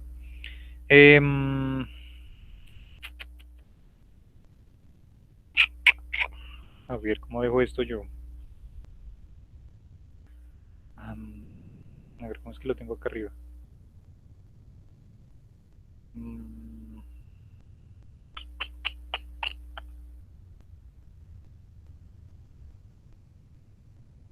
Bueno, bueno, sí, déjalo así. Alfa, beta. No, sí, ahí me sirve como está. Bueno, tal cual. Listo, entonces, lo que voy a hacer es lo siguiente. Bueno, esto que estoy simplemente relacionando para pequeñas variaciones, como si fuera una derivada, justamente, ¿vale? Bueno, esto en la notación que hemos venido trabajando, ¿cierto? Sabemos que estas derivadas, de alguna forma, pues las podemos, o sea, estas pequeñas variaciones sirven justamente de alguna forma y teniendo en cuenta la consideración de que en el límite justamente del diferencial de x supra nu, pues esto va a ser cero directamente, ¿no? Esa es como nuestra consideración. Entonces, de alguna forma, si nosotros entonces queremos de alguna forma definir para las variaciones en general, o sea, para pasar del paso de que, de pronto para que no se van a confundir, del paso de esta notación de derivada, digámoslo, derivada total, a directamente una derivada parcial, ¿vale? Se tiene en cuenta, por eso estoy aquí recalcando las pequeñas variaciones, ¿vale? Y entonces en general yo puedo definir con esta condición de que en el límite de cuando este diferencial de x supra nu tiende a ser cero, entonces pues lo podemos definir entonces en general como una derivada parcial, simplemente que lo vean como una derivada, ¿no? Simplemente notación de derivadas, por verlo pues de otra forma para no complicarnos con las matemáticas. Entonces esto lo podemos extrapolar directamente a una derivada parcial con las condiciones pues, ¿vale? Entonces aquí lo que voy a hacer simplemente es cambiar esto a notación de derivadas parciales, o sea, en vez de colocar un delta, colocar ya derivada parcial directamente, ¿listo? De raíz de menos g sobre, perdón, parcial de x supra nu igual, y entonces aquí lo va a pasar lo mismo, entonces aquí menos g lo mismo sobre 2, y esto va a quedar g supra alfa beta, y esto entonces va a quedar parcial g alfa beta, perdón, g sub alfa beta, entre x supra nu, ¿listo? Vale. Listo, pero en nuestra notación que hemos venido trabajando, recuerden que siempre hemos llamado a esto parcial, ¿no? O sea, parcial mu es lo mismo que parcial x supra mu, lo mismo. Para que en vez de colocar esto, si les parece, puedo colocar entonces más bien parcial nu, que estamos derivando con respecto de x supra nu, de esto que está por acá, y eso sería igual a lo mismo, menos g sobre 2, y eso sería g supra alfa beta, y eso sería parcial nu de g sub alfa beta. ¿Listo? Entonces déjenmelo colocarlo por ahí mientras tanto en un recuadrito.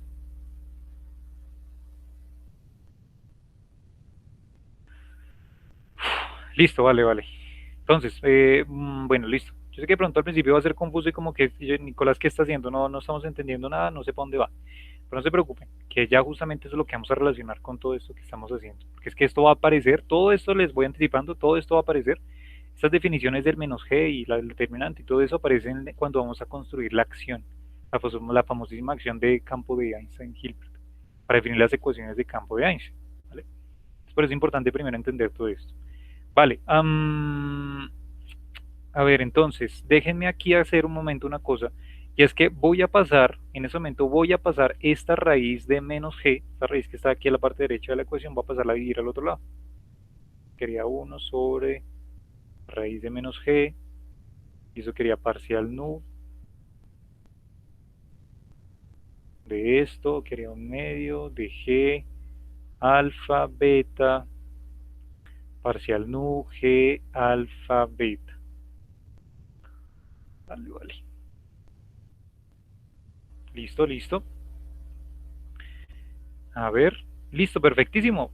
Y entonces ahora quiero que, ahora sí se fijen, porque es que yo estaba haciendo esto anterior, y es que esto último que acabamos de encontrar, esto último, ¿cierto? De la contracción de nuestro símbolo de Christoffel, nos dimos cuenta, quiero que se fijen que en eso último que yo hice porque quería, pues para que se dieron cuenta, pues ahora sí los índices cuadran. Este último señor, un medio de g supra alfa beta, parcial nu, g sub alfa beta, es el mismo que aparece acá. Un medio de g supra alfa beta, parcial nu, g sub alfa beta. Exactamente el mismo. ¿Sí o no? O sea que este señor que aparece por acá es exactamente, ¿cierto? Podríamos decir que es exactamente nuestro símbolo de Christoffel contraído, que sería en este caso símbolo de Christoffel, supra mu, sub mu nu. O sea que eso sería, si quieren lo colocamos aquí de primerita, entonces sería símbolo de Christoffel, supra mu, sub mu nu. Esto es igual pues a lo que está en la parte izquierda.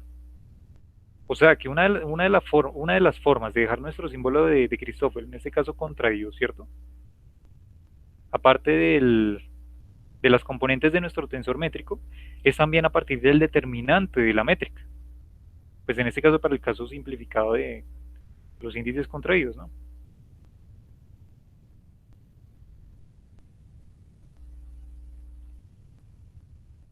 Vale, o sea que tenemos por acá, tenemos esto. Nicolás, Por acá. Sí, dime. ¿por qué no cancelo raíz de menos g con raíz de menos g? Uy, no se puede, ¿por qué? Porque aquí obviamente estamos aplicando esta derivada a esto que nos vaya a dar, ¿no? A esto que nos vaya a dar. Y esto que está aquí, de alguna forma, esto que está aquí, está fuera de la derivada, ¿no? Entonces, ¿a qué voy? Pues de alguna forma, recuerden que es que esto de aquí siempre va a ser, fíjate que yo he colocado G ahí, es el determinante de G, ¿no? Es el determinante de G. Y como el determinante de G son las multiplicaciones de todo lo que está en la matriz diagonal de la métrica, o sea, digamos, voy a colocar Schwarzschild, por ejemplo, Schwarzschild. Digamos, en Schwarzschild teníamos el menos, teníamos el 1 menos 1 sobre R, ¿cierto? Digamos, en forma dimensional. Y por acá luego el 1 sobre todas esas cosas. Entonces, multiplicar todas esas cantidades que están aquí en la diagonal. Pero entonces la cuestión de por qué no introduzco, o por qué de pronto más bien cambiando la pregunta, por qué no tomamos esto como una constante, es porque esto no siempre va a ser una constante. ¿Cuándo puede ser constante? Por ejemplo, en Minkowski es constante, que ahí vale menos 1, 1, 1, ¿sí o no? O sea, terminamos dando menos 1, es una constante. O sea que ahí sí te podría hacer caso de introducir esto. Pero cuando tengamos otras métricas donde esas cosas no sean constantes, por ejemplo, tengamos funciones R que dependan, por ejemplo, del tiempo, ¿cierto? O cosas que sean funciones en general, entonces yo no puedo introducir esto directamente porque tengo que aplicar primero una señora derivada. ¿Listo? Entonces esa es la razón de por qué no introduzco esta raíz de menos g dentro de la derivada, ¿no? Es como si yo estuviera, digamos, haciendo 1 sobre f de x, y entonces yo estoy derivando con respecto de x, pues f de x, ¿no? Entonces primero tendría que ver qué es f de x, derivarlo y ahí sí luego multiplicarlo, pero no puedo introducir ese f de x aquí a lo maldita sea, ¿no? Digamos. ¿Listo, Ricardo? ¿Sí más o menos queda claro? Sí, sí, ya entendí, gracias. Listo, listos. Listo, vale. A ver. Listo, perfecto.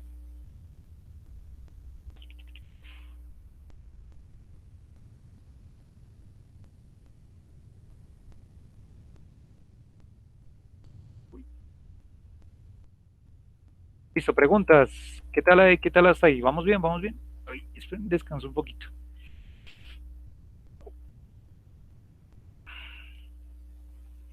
¿Vamos bien? Coloquen ahí uno, no sé si todo bien.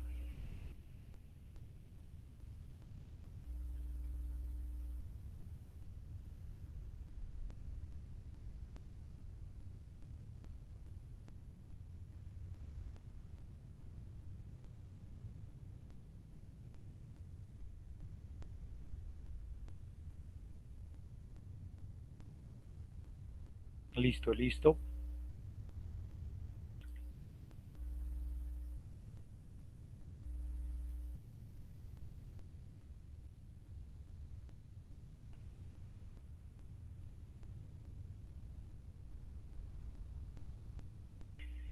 Bueno, esto se nos va a llenar de muchos, muchos tensores. Nos va a llenar de muchos tensores bonitos. Pero ya casi vamos a construir nuestra queridísima acción. A ver, listo. Bueno, sigamos entonces. Entonces, a ver, ¿qué tendríamos aquí? Thank you.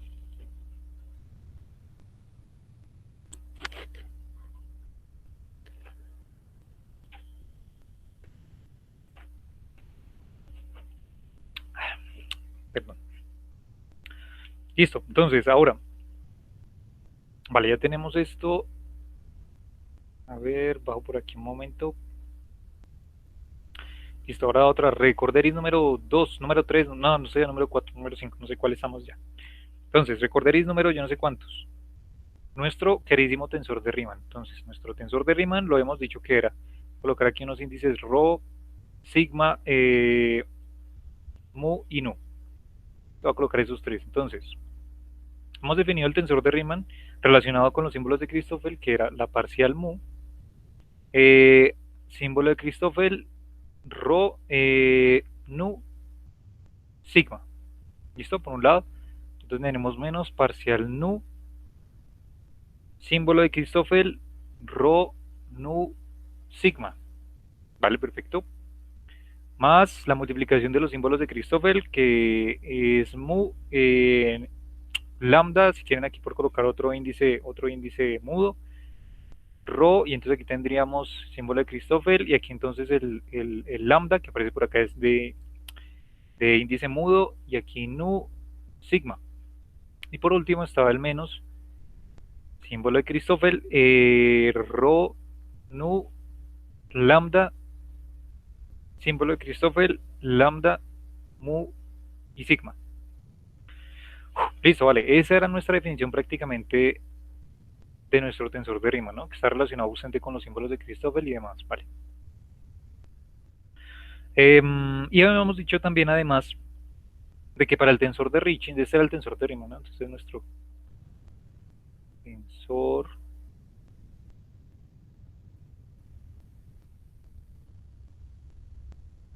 ¿vale? Ese es nuestro tensor de Riemann. Y habíamos dicho que para el tensor de Ricci simplemente era una contracción, ¿no? Era una contracción.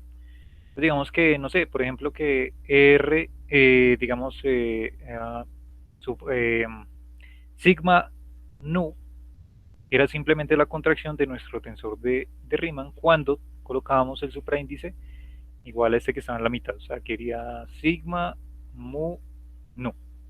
O sea, cuando tomábamos que este rho era igual a mu, ¿cierto? Este de aquí era nuestro tensor de Ricci, que es el que aparece en las ecuaciones de campo de Einstein, ¿cierto? Este es nuestro tensor de Ricci, ¿vale?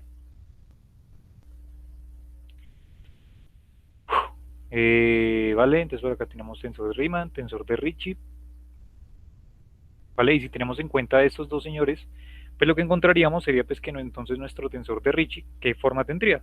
Eso creo que no lo alcanzamos a hacer porque yo les dije que ya de por sí pues simplemente era que reemplazaran los índices. Entonces pues hagámoslo un momentico, esto como que nos quería, entonces nos quería. O sea, todo lo que se llame RO, todo lo que se llame RO, lo voy a llamar de ahora en adelante, entonces mu, ¿vale? De resto todo queda igual. Entonces, todo lo que sea RO lo llamamos mu.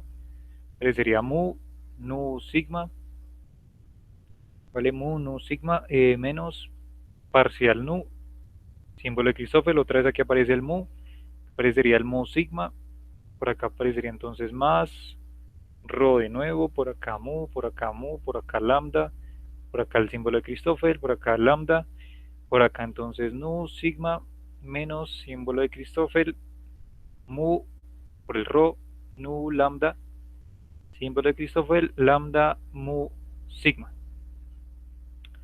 Listo, ¿vale? O sea que este sería prácticamente el esquema pues para el tensor de Ricci, ¿vale? Simplemente tomando en este caso rho como mu. Bueno, listo, entonces este sería nuestro tensor de Ricci. Y ahora entonces lo que voy a tener en cuenta son dos cositas. Primera cosita a tener en cuenta. Lo coloco por aquí. Primera cosita, que si nosotros calculamos una variación de dos objetos, digamos A punto B, o sea, el producto de dos objetos, ¿vale? Pues esto simplemente es la misma regla de Leibniz. O sea, eso sería hacer la variación para uno de los objetos, punto B más el primero sin variar, ¿cierto? Por la variación del otro señor, que sería B, ¿vale? Y por otro lado, podemos tener otra propiedad que te dice a ti, de hecho, que si tú tienes la variación y tú tienes la parcial de un objeto, lo coloco como si fuera una derivada parcial, ¿no? Si una derivada parcial de un objeto, esto prácticamente se cumple, así como de pronto ustedes recuerdan por allá en el curso de cálculo diferencial de las derivadas mixtas, es como si fuera una especie de derivada mixta. Entonces podemos invertir, ¿no? Hay conmutatividad entre las derivadas, por tanto esta derivada parcial la podemos sacar y la variación la podemos introducir directamente acá y no va a afectar en nada, es lo mismo, ¿listo? Entonces con estas dos reglitas les propongo, ¿vale? Aplicar directamente lo que sería entonces, lo que sería el diferencial, perdón, la variación de nuestro tensor de Ricci. O sea, de R sub sigma nu. ¿Listo? Y entonces, ¿cómo nos quedaría? Vale, ¿cómo nos quedaría? Entonces, aquí quiero que se fijen que aquí una derivada parcial del símbolo de Christoffel, pero por esta última propiedad que les acabo de decir, entonces podemos introducir esta variación, ¿cierto? Dentro de esa derivada aplicada al símbolo de Christoffel directamente, ¿vale? O sea que ¿cómo nos quedaría esto? Nos quedaría como parcial mu, ¿cierto? Y adentro voy a dejar entonces nuestra variación del símbolo de Christoffel, ¿listo? Variación del símbolo de Christoffel, mu, sigma, ¿vale? Listo, y aquí entonces tendríamos menos parcial nu, y aquí ocurre exactamente lo mismo, entonces tendríamos aquí la variación del símbolo de Christoffel, y aquí aparecería entonces mu, sigma, ¿listo? Por un lado, vale, y entonces aquí la cuestión con estos dos señores que aparece después de utilizar la primera propiedad que les dije, ¿vale? Esta primera propiedad, que si tenemos dos objetos, entonces al multiplicarlos y aplicar la variación, pues es como si fuera la regla de Leibniz, o sea, aquí tenemos que aplicar justamente eso, ¿vale? O sea que tendríamos que nos daría más, entonces, variación del primero por el segundo sin variar. O sea, sería como variación del primer símbolo de Christoffel, mu, lambda, y el segundo sin variar, y sería lambda, nu, sigma, ¿cierto? Más, a ver si me cabe, no, ahí no me cabe. Más, y entonces aquí colocaríamos el primero sin, ay, changos, el primero sin variar, que sería eh, mu, lambda, y esto variación, símbolo de Christoffel, lambda nu sigma, ay, changos, está esto, ya. Entonces aquí tendríamos luego menos, y entonces aquí variación, símbolo de Christoffel, mu, nu, lambda, primero sin derivar, pues, luego seguiría el otro símbolo de Christoffel, mu, sigma, lambda. Si me equivoco, porfa, me corrigen porque, a ver, ahí voy. Listo, ahí, y luego seguiría el último, sería negativo también, menos, símbolo de Christoffel, entonces aquí sería nu, lambda, mu, y aquí entonces variación de símbolo de Christoffel, mu, sigma, lambda. Vale, creo que ahí está. Déjenme rectificar. A ver, introducimos acá, derivar el primero, segundo sin derivar, más del primero sin derivar, por la derivada del segundo, ya, menos, entonces aquí tendríamos, señor de aquí primero, tin, tin, tin, tin, menos este de aquí, tin, tin, tin, tin. Sí, perfecto, bueno, creo que ahí está. Sería la variación de nuestro tensor de Ricci. A ver, ouch.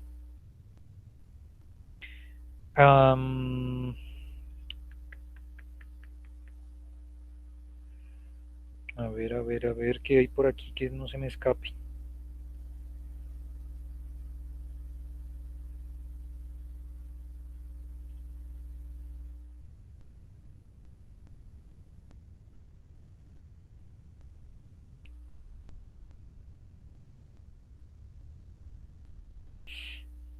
A ver, esperen a ver. Ay, vale. Entonces aquí que tendríamos que, aquí contando 1, 2, 3, este señor que aparece por aquí de terceras y el que aparece de penúltimas, a ver, 1, 2, 3, 4.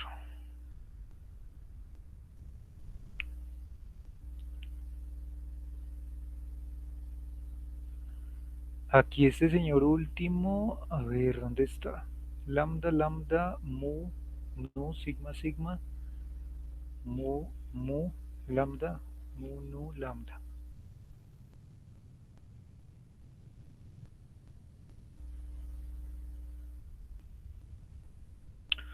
Ok, bueno.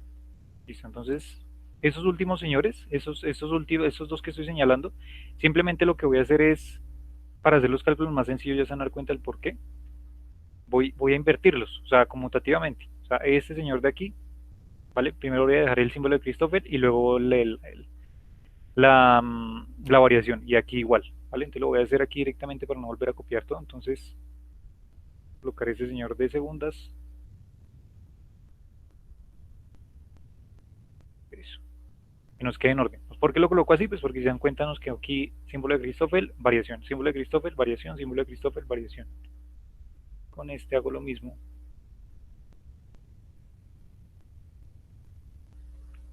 Listo, perfecto. Por ahí. Eso, vale. ¿Qué nos queda? Entonces, símbolo de Christoffel, variación, símbolo de Christoffel, variación, símbolo de Christoffel, variación, símbolo de Christoffel, variación. ¿Vale?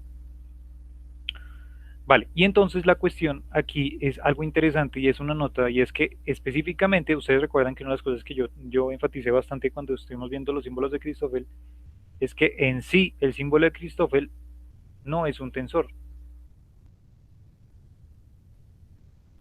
¿vale? Pero las propiedades matemáticas que definen a la variación del símbolo de Christoffel, eso les comento que eso sí es un tensor, ¿vale? O sea, ¿a qué me refiero? Que tener explícitamente solamente el símbolo de Christoffel no representa directamente un tensor, pero tener la variación como si fuera una especie de diferencial total, ¿no? Es lo que nosotros hablamos ahorita. O sea, que esto prácticamente fuera un diferencial total. Entonces, en general es como si tuviéramos el símbolo de Christoffel y por acá tuviéramos las parciales del símbolo de Christoffel con respecto a cada una de las coordenadas, ¿cierto? Entonces, digamos como que tener prácticamente esta relación, esto de aquí, tener una variación de los símbolos de Christoffel, esto por de alguna forma la combinación lineal que podemos generar de esto, o sea, digamos tener símbolo de Christoffel y por acá entonces, no sé, x supra 0 más y así con todas, ¿vale? Entonces, al tener toda esa combinación de lineal, esto sí me puede reproducir de alguna forma un tensor con sus respectivas componentes y sus respectivas bases, ¿no? Por tanto, es que se dice que, claro, el símbolo de Christoffel en sí mismo no es un tensor, es que no lo es, pero hablar de una variación como si fuera un diferencial o algo así, una varianza, ¿no? General, entonces esto sí lo podemos llamar como una especie de un prototipo de tensor, ¿no? Un prototipo, si quieren la palabra prototipo. ¿Vale? Entonces, digamos que una de las maneras por ejemplo, de dejar, a manera de ejemplo, por ejemplo, la variación, aquí coloco, digamos, un ejemplo y ya lo voy a utilizar para todas. Entonces, con esta condición es que el ejemplo que yo puedo dar acá, entonces es que yo estar hablando de la variación de un símbolo de Christoffel, por ejemplo, me invento aquí, bueno, digamos, alfa, beta, gamma. Esto de aquí, la variación de cualquier símbolo de estos, lo podemos simplemente escribir como un tensor T, donde sus índices van a ser justamente eso, alfa, beta, gamma, ¿vale? En general. O sea que si tienes la variación de un símbolo de Christoffel, esto lo puede representar, lo podemos representar como un tensor ya específicamente, para no escribir tanto, ¿vale? Ya que sí cumple esas propiedades. Por tanto, todo esto que está aquí escrito, pues entonces lo podemos renombrar. Entonces, déjenme volver a copiarlo todo aquí rápido. Digamos entonces esto. ¿Vale? Y entonces todo lo que tenga esto lo voy a colocar ya directamente como un tensor. ¿Vale? A ver, espérenme aquí. Tomo un poquito de jugo.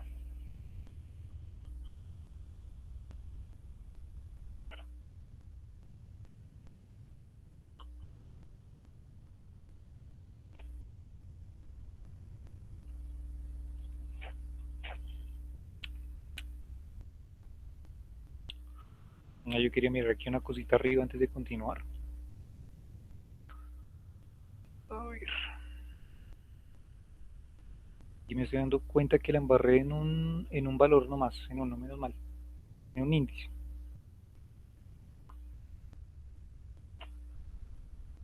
Mm,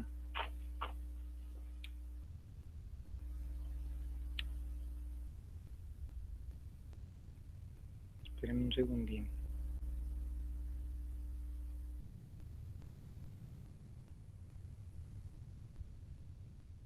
A ver.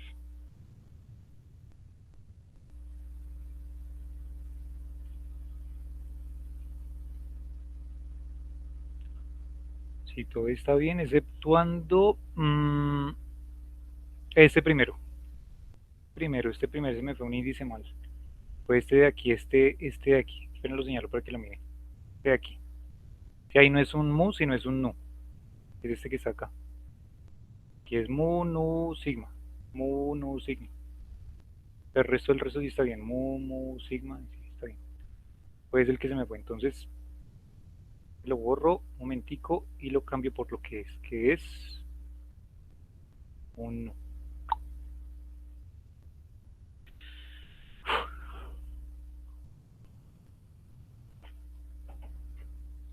Ujú. Ahora sí. Entonces, a ver, borro este por aquí, pongo el nu. A ver, todo el resto está bien, sí, que todo el resto está bien ya. Vale, y entonces, de lo que yo les decía es, vale, entonces vamos a reemplazar todo esto que está aquí adentro ya directamente por el tensor. O sea, por el tensor, llamamos entonces a todo esto, ¿vale? Aquí miren que aquí tenemos entonces, aquí lo voy borrando y lo voy cambiando de una vez. Entonces, a todo eso lo vamos a llamar el tensor T, supramu, subnu, sigma. ¿Listo? Entonces, ya saben ahí, supramu, subnu, sigma. Entonces, lo llamamos T, supramu, subnu, sigma. ¿Listo? Voy aquí corriendo los términos. Listo, por acá, entonces ahora este será el tensor entonces T supramu sub mu sigma.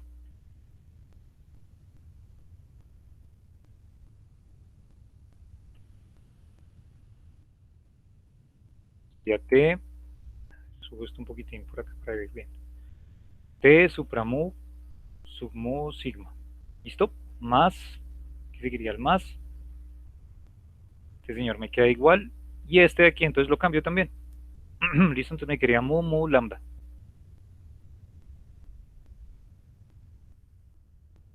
Este mu mu lambda. Más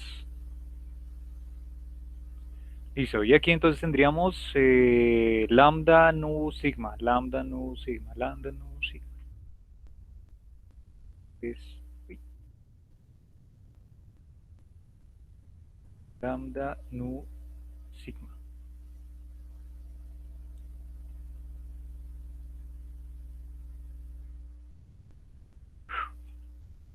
Borro esto y ese sería entonces t.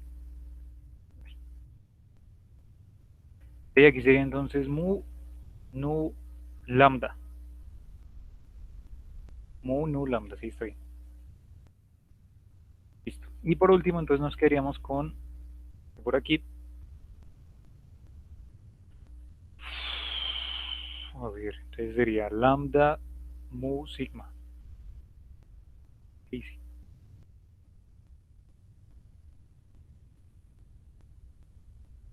Este lambda mu sigma. Listo, perfecto. Entonces ahí ya está. Ahora pegamos todo esto. Y este entonces sería nuestro tensor de Ricci, bueno, nuestra variación del tensor de Ricci, ¿no?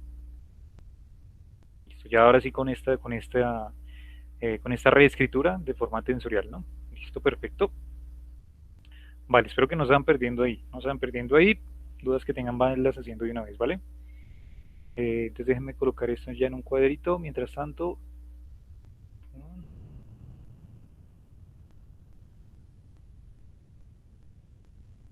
vale, ¿cómo vamos ahí? ¿Bien?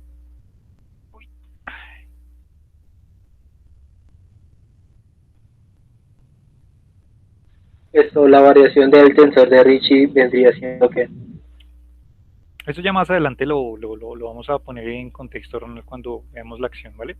Porque explícitamente, pues, lo que está representando de alguna forma es directamente como la geometría, así, súper explícitamente, no me meto más en detalle porque eso es justamente lo que vamos a ver más adelante, como la geometría justamente está cambiando, ¿cierto? Cómo está cambiando dependiendo esos tensores, esa variación de los tensores. O sea, recuerden que es que prácticamente los símbolos de Christoffel en esos videitos que mirábamos nosotros es de alguna forma esa relación de la métrica en el espacio-tiempo, ¿no? Específicamente esa métrica, esas longitudes de la métrica, cómo varían en cada punto del espacio-tiempo, ¿no? Esas bases, digámoslo así. Entonces, claro, aquí lo que estamos haciendo es variar esas bases, como si las bases estuvieran de alguna forma variando a través del tiempo. Todas las bases, inclusive la del tiempo. Eso suena como raro. Pero eso ya se va a entender un poco mejor cuando vayamos construyendo la acción, ¿listo? Listo. A ver, a ver. A ver, a ver, a ver. No se me pase nada. Esperen a ver que no se me va a pasar nada de lo que vamos haciendo. A ver, entonces.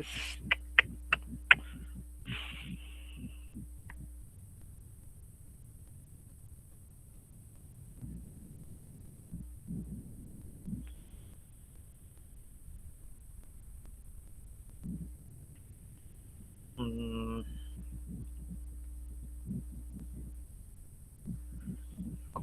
¿cómo le hago aquí para no perder el hilo? Ya sé. Listo. Entonces. Bueno, seguimos en la andada. Hoy es un poquito denso por lo que hay mucho tensor, pero bueno, creo que me sigan el hilo.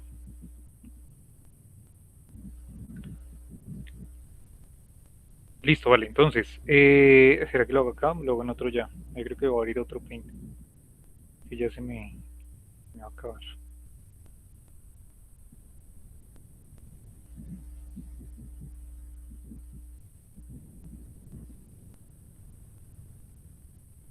Vale.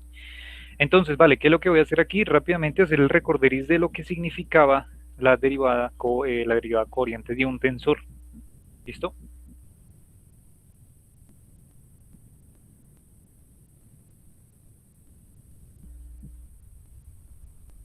Eso ya lo vimos hace rato. De un tensor. Entonces, ¿qué era la derivada de covariante de un tensor? Aquí la definición la coloco directamente. Era que si nosotros teníamos la derivada covariante de un tensor T, beta, colocamos aquí gamma delta, ¿cierto? Las componentes, allá como lo vimos el día de ayer eran las componentes, ¿no? Esto era simplemente la parcial, sub alfa, y entonces aquí teníamos T, beta, gamma, delta, más, y por acá entonces colocamos los símbolos de Christoffel, ¿cierto? Multiplicados en estos casos, ya que teníamos 3 índices, aparecían 3 símbolos de Christoffel. Es un símbolo de Christoffel para cada uno de los índices. Entonces, teníamos beta, alfa, lambda. Y aquí entonces tendríamos el tensor de lambda, índice mudo, alfa, gamma y delta. Aquí, digamos, hacíamos reemplazo específicamente de nuestro beta, ¿vale? Por eso aparecía acá.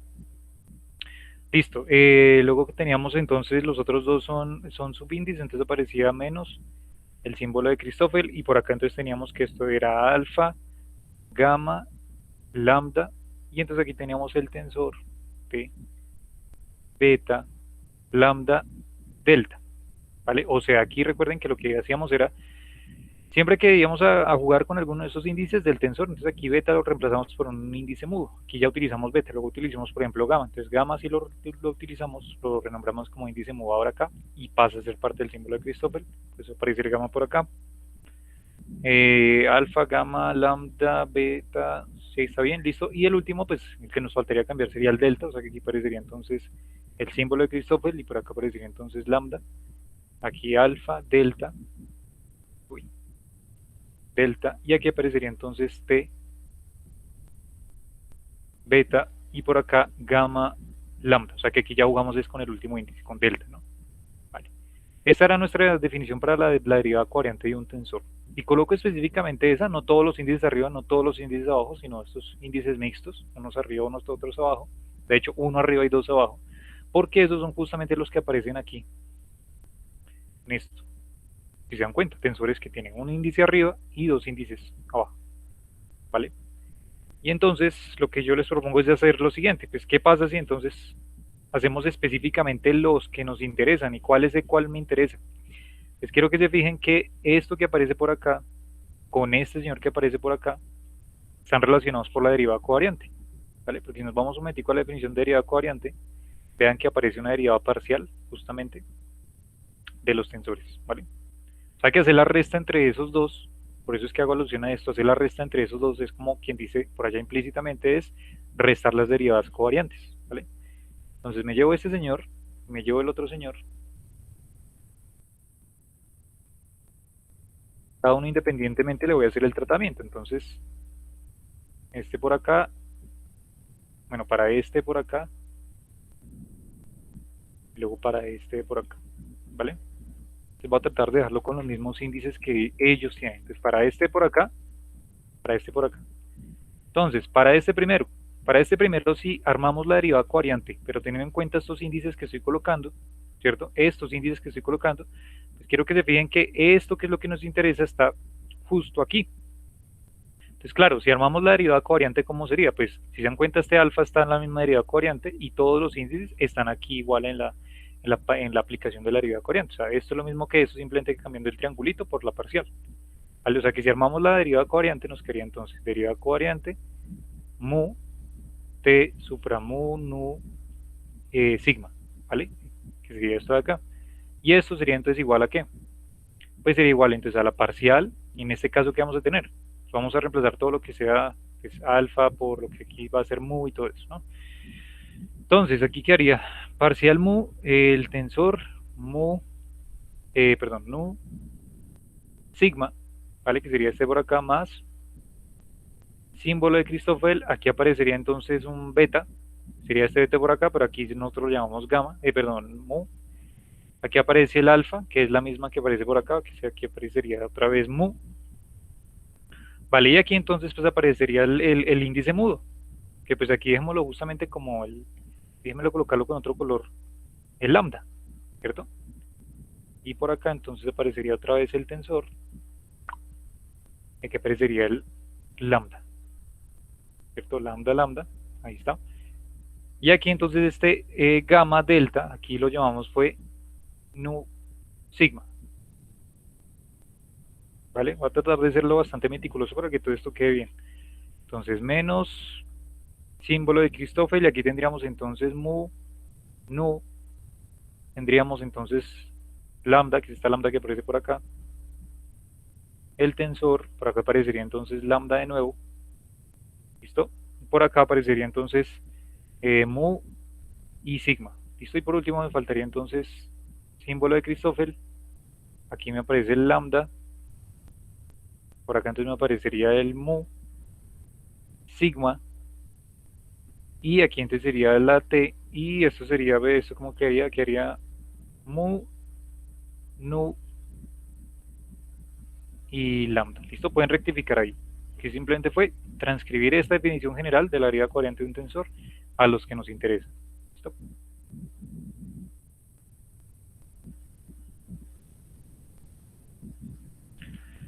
Listo, perfecto. Bueno, por lo menos quiero llegar a por lo menos la identidad. Hoy qué día es, joder, ya estoy perdido en el tiempo. Es domingo. Eso, bueno, listo. Listo, entonces aquí tendríamos esto. Y luego para el de abajo, pues tendríamos que hacer lo mismo, pero entonces aquí teniendo en cuenta sus índices, ¿vale? Déjenme aquí ya replicarlo, lo anoto rápidamente. Uy. Ay.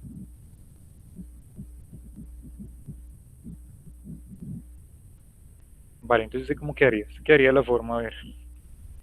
Quedaría derivada covariante nu, tensor, mu sigma, y eso quiere igual a la parcial nu del tensor, entonces mu sigma más símbolo de Christoffel. Bueno, voy colocando aquí los huequitos para ahorita colocar el lambda. Entonces, nu, mu, t, aquí entonces sería mu sigma menos símbolo de Christoffel. Ese quedaría entonces nu, mu, tensor, por aquí, mu sigma menos símbolo de Christoffel. Este quedaría nu sigma t, y este quedaría entonces mu. Listo. Te relleno con los lambda que hacen falta, entonces aquí estaría lambda, por acá estaría lambda, por acá estaría lambda, por acá estaría lambda, lambda, ahí está todo bien, sí. Y por acá entonces estaría lambda, y por acá estaría el lambda. A ver, rectifico. Perfectísimo, listo, ahí está. Vale. Listo, o sea que lo que me interesaba a mí, recuerden, para este, pues era utilizar estos índices y para esto. O sea que ya armamos las derivadas covariantes para esos tensores de ahí, ¿vale? Y entonces ahora sí lo que podemos proponer es lo que yo les decía ahorita, ¿vale? Entonces, restar este tipo con este tipo. ¿Por qué restarlos? Pues porque justamente en esa resta van a aparecer estos dos términos que estaban ahí en esa variación del tensor de Ricci.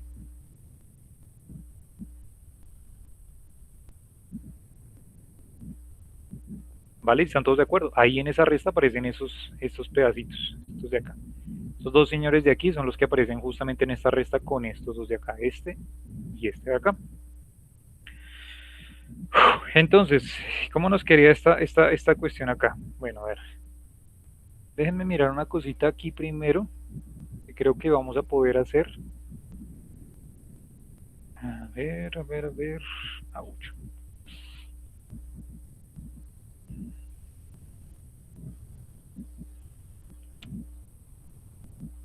A ver, estoy fijando en algo. A ver.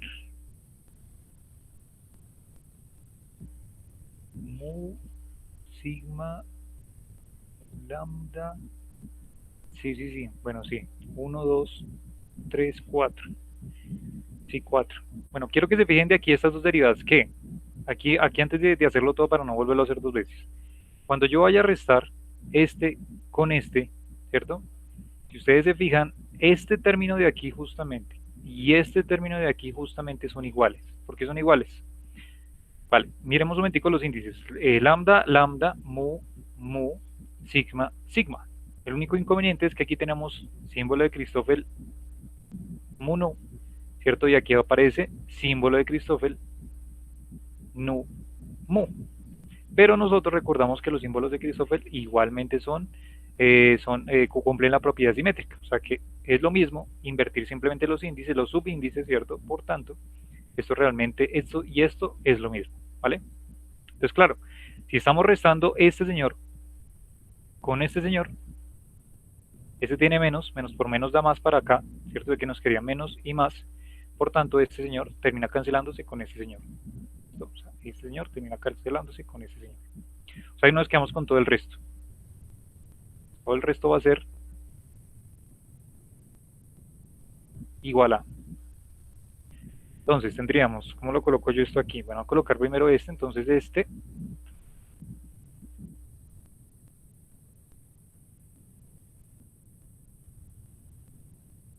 menos este de acá abajo. ¿Listo? Vale, luego seguiría entonces este más este.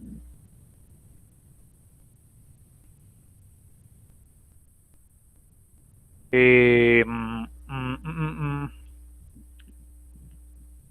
mm, ¿Cuál coloco aquí de primeritas? Déjenme colocar aquí, bueno, este. Bueno, sí, todo esto. Este de hecho ya de por sí en signo más, ¿no? Seguiría este, luego seguiría los otros con signo negativo. A este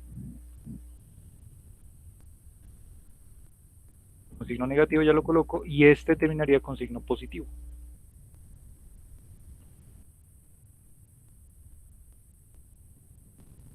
Entonces, ¿qué había dicho yo? Entonces, este termina con signo negativo y este termina con signo positivo. ¿Está bien todo? Sí, está bien. Listo, listo. Vale, vale. Uy. ¿Qué más podemos ver aquí? A ver, que no se me escape nada.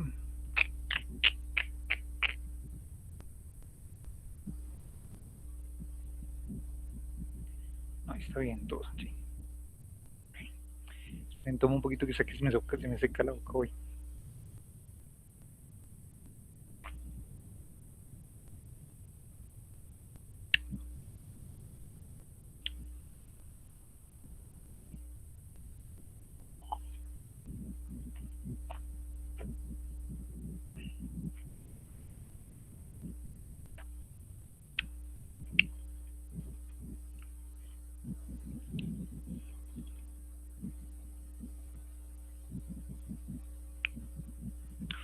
Listo. Listo. Y entonces, lo que voy a hacer aquí es lo siguiente es, lo que voy a hacer aquí es dejar, o sea, aquí comenzamos con signo positivo, negativo, y aquí aparece un símbolo de Christoffel con signo positivo, entonces déjenme colocar todo lo que va positivo, déjenme colocarlo simplemente a un lado de una vez directamente, para no estar jugueteando con más, menos, sino ya dejar todo lo que es más a un lado y todo lo que es menos al otro, ¿listo? Entonces este más lo voy a colocar aquí de segunditas, ¿listo? Y ya, este lo dejamos igual, entonces aquí todo lo que es negativo lo dejamos aquí de últimos. Y lo dejo así también por la razón de que, a ver, ahí está, ¿vale? Y lo maravillosísimo, y ahora sí ya puedo descansar un tris, y es que lo maravilloso es que esto último que acabé de colocar, restar las derivadas covariantes que nos acabo de dar esto, ¿cierto? Nos acabo de dar esto, y nos devolvemos un momentico a esto que está acá, entonces déjenme aquí copiar esto de nuevo, copiamos esto,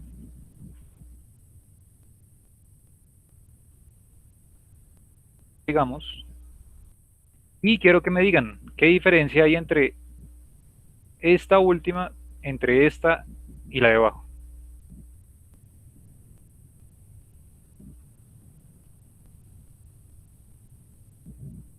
Van colocando en el chat.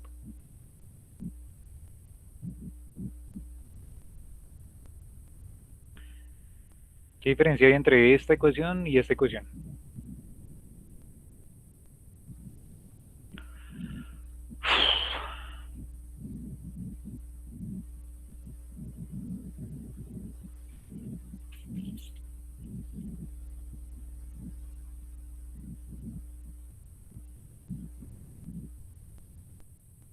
escribírselas en un momentico.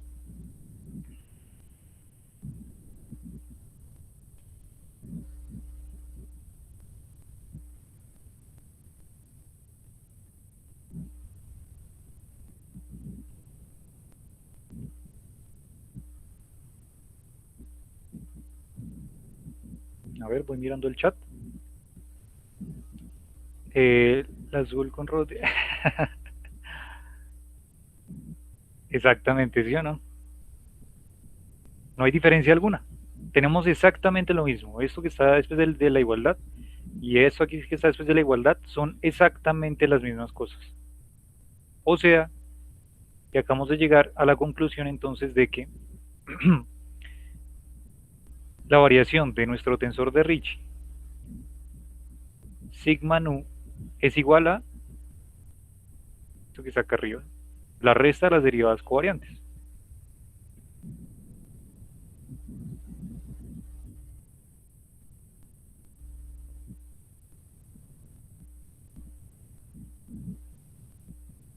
O sea, redujimos todo ese mamotreto de ecuación ahora esto, ¿sí? Pues simplificadamente.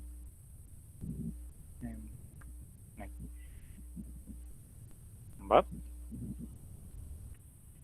Stop. Y en algunos libros, entonces, ahora sí retomando lo que habíamos dicho nosotros de qué era lo que habíamos llamado esta T, ¿cierto? Porque esta T nosotros la hemos titulado en el otro, la habíamos titulado como la variación del símbolo de Christoph, ¿cierto? De los índices que están aquí el tensor.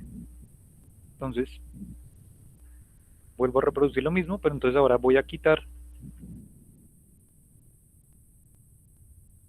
los tensores y los coloco pues por lo que es, por la variación de los símbolos de Christoffel, en este caso símbolo de Christoffel mu, nu, sigma, y aquí entonces sería menos derivada covariante nu, y aquí entonces sería variación de símbolo de Christoffel, y entonces aquí sería mu sigma. Mu sigma, mu nu sigma. Eso, perfecto. ¿Listo? Vale, perfectísimo.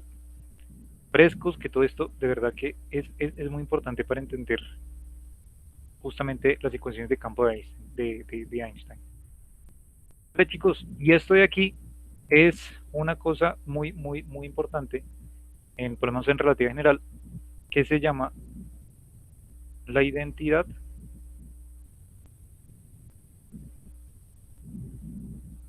¿De Bianchi? No, casi.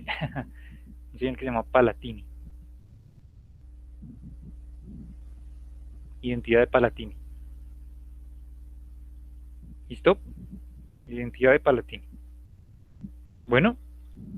Parece a lo de Lee, ¿no? Un poquito, sí, a la derivada de Lee, sí, señor. A menos que aparecen por ahí los vectores Killing, ¿no? En fin. Ajá. ¿Qué iba a decir yo? Me quedó sonando lo que dijo Ron. Pero es de verdad la derivada de Lee, ¿no? Bueno, listo. Vale. Perfecto, listo. Ya ahora sí, ya apenas 8 en punto, entonces ya solo lo último que quería yo llegar, por lo menos hoy, adelantar todos esos cálculos que son extensos, pero ya teniendo todo eso, créanme que ya más adelante ya va a ser mucho más fácil ya empezar a construir la acción de campo de Einstein-Hilbert, ¿vale? Entonces, vale, con esta identidad de Palatini cerramos el día de hoy, ¿vale? Entonces ahí como justamente esta relación del tensor de Ricci, la variación del tensor de Ricci, como una consecuencia de las derivadas covariantes de la variación de los símbolos de Christoph, ¿listo? Nos quedamos con esa conclusión y pues es el abrebocas para lo que sigue pues el próximo fin de semana, ¿listo? Bueno, listo chicos, listo, si no hay dudas, inquietudes, dudas, sugerencias, reclamos, entonces pues nos vemos el próximo fin de semana.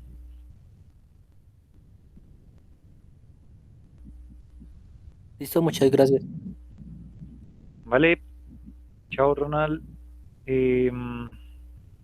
chao, que estén bien, chao Johan, que estés bien, chao maestro Eddie, que estés bien, chao Sebastián, que estés bien, chao Denis, chao Ricardo, chao Camilo.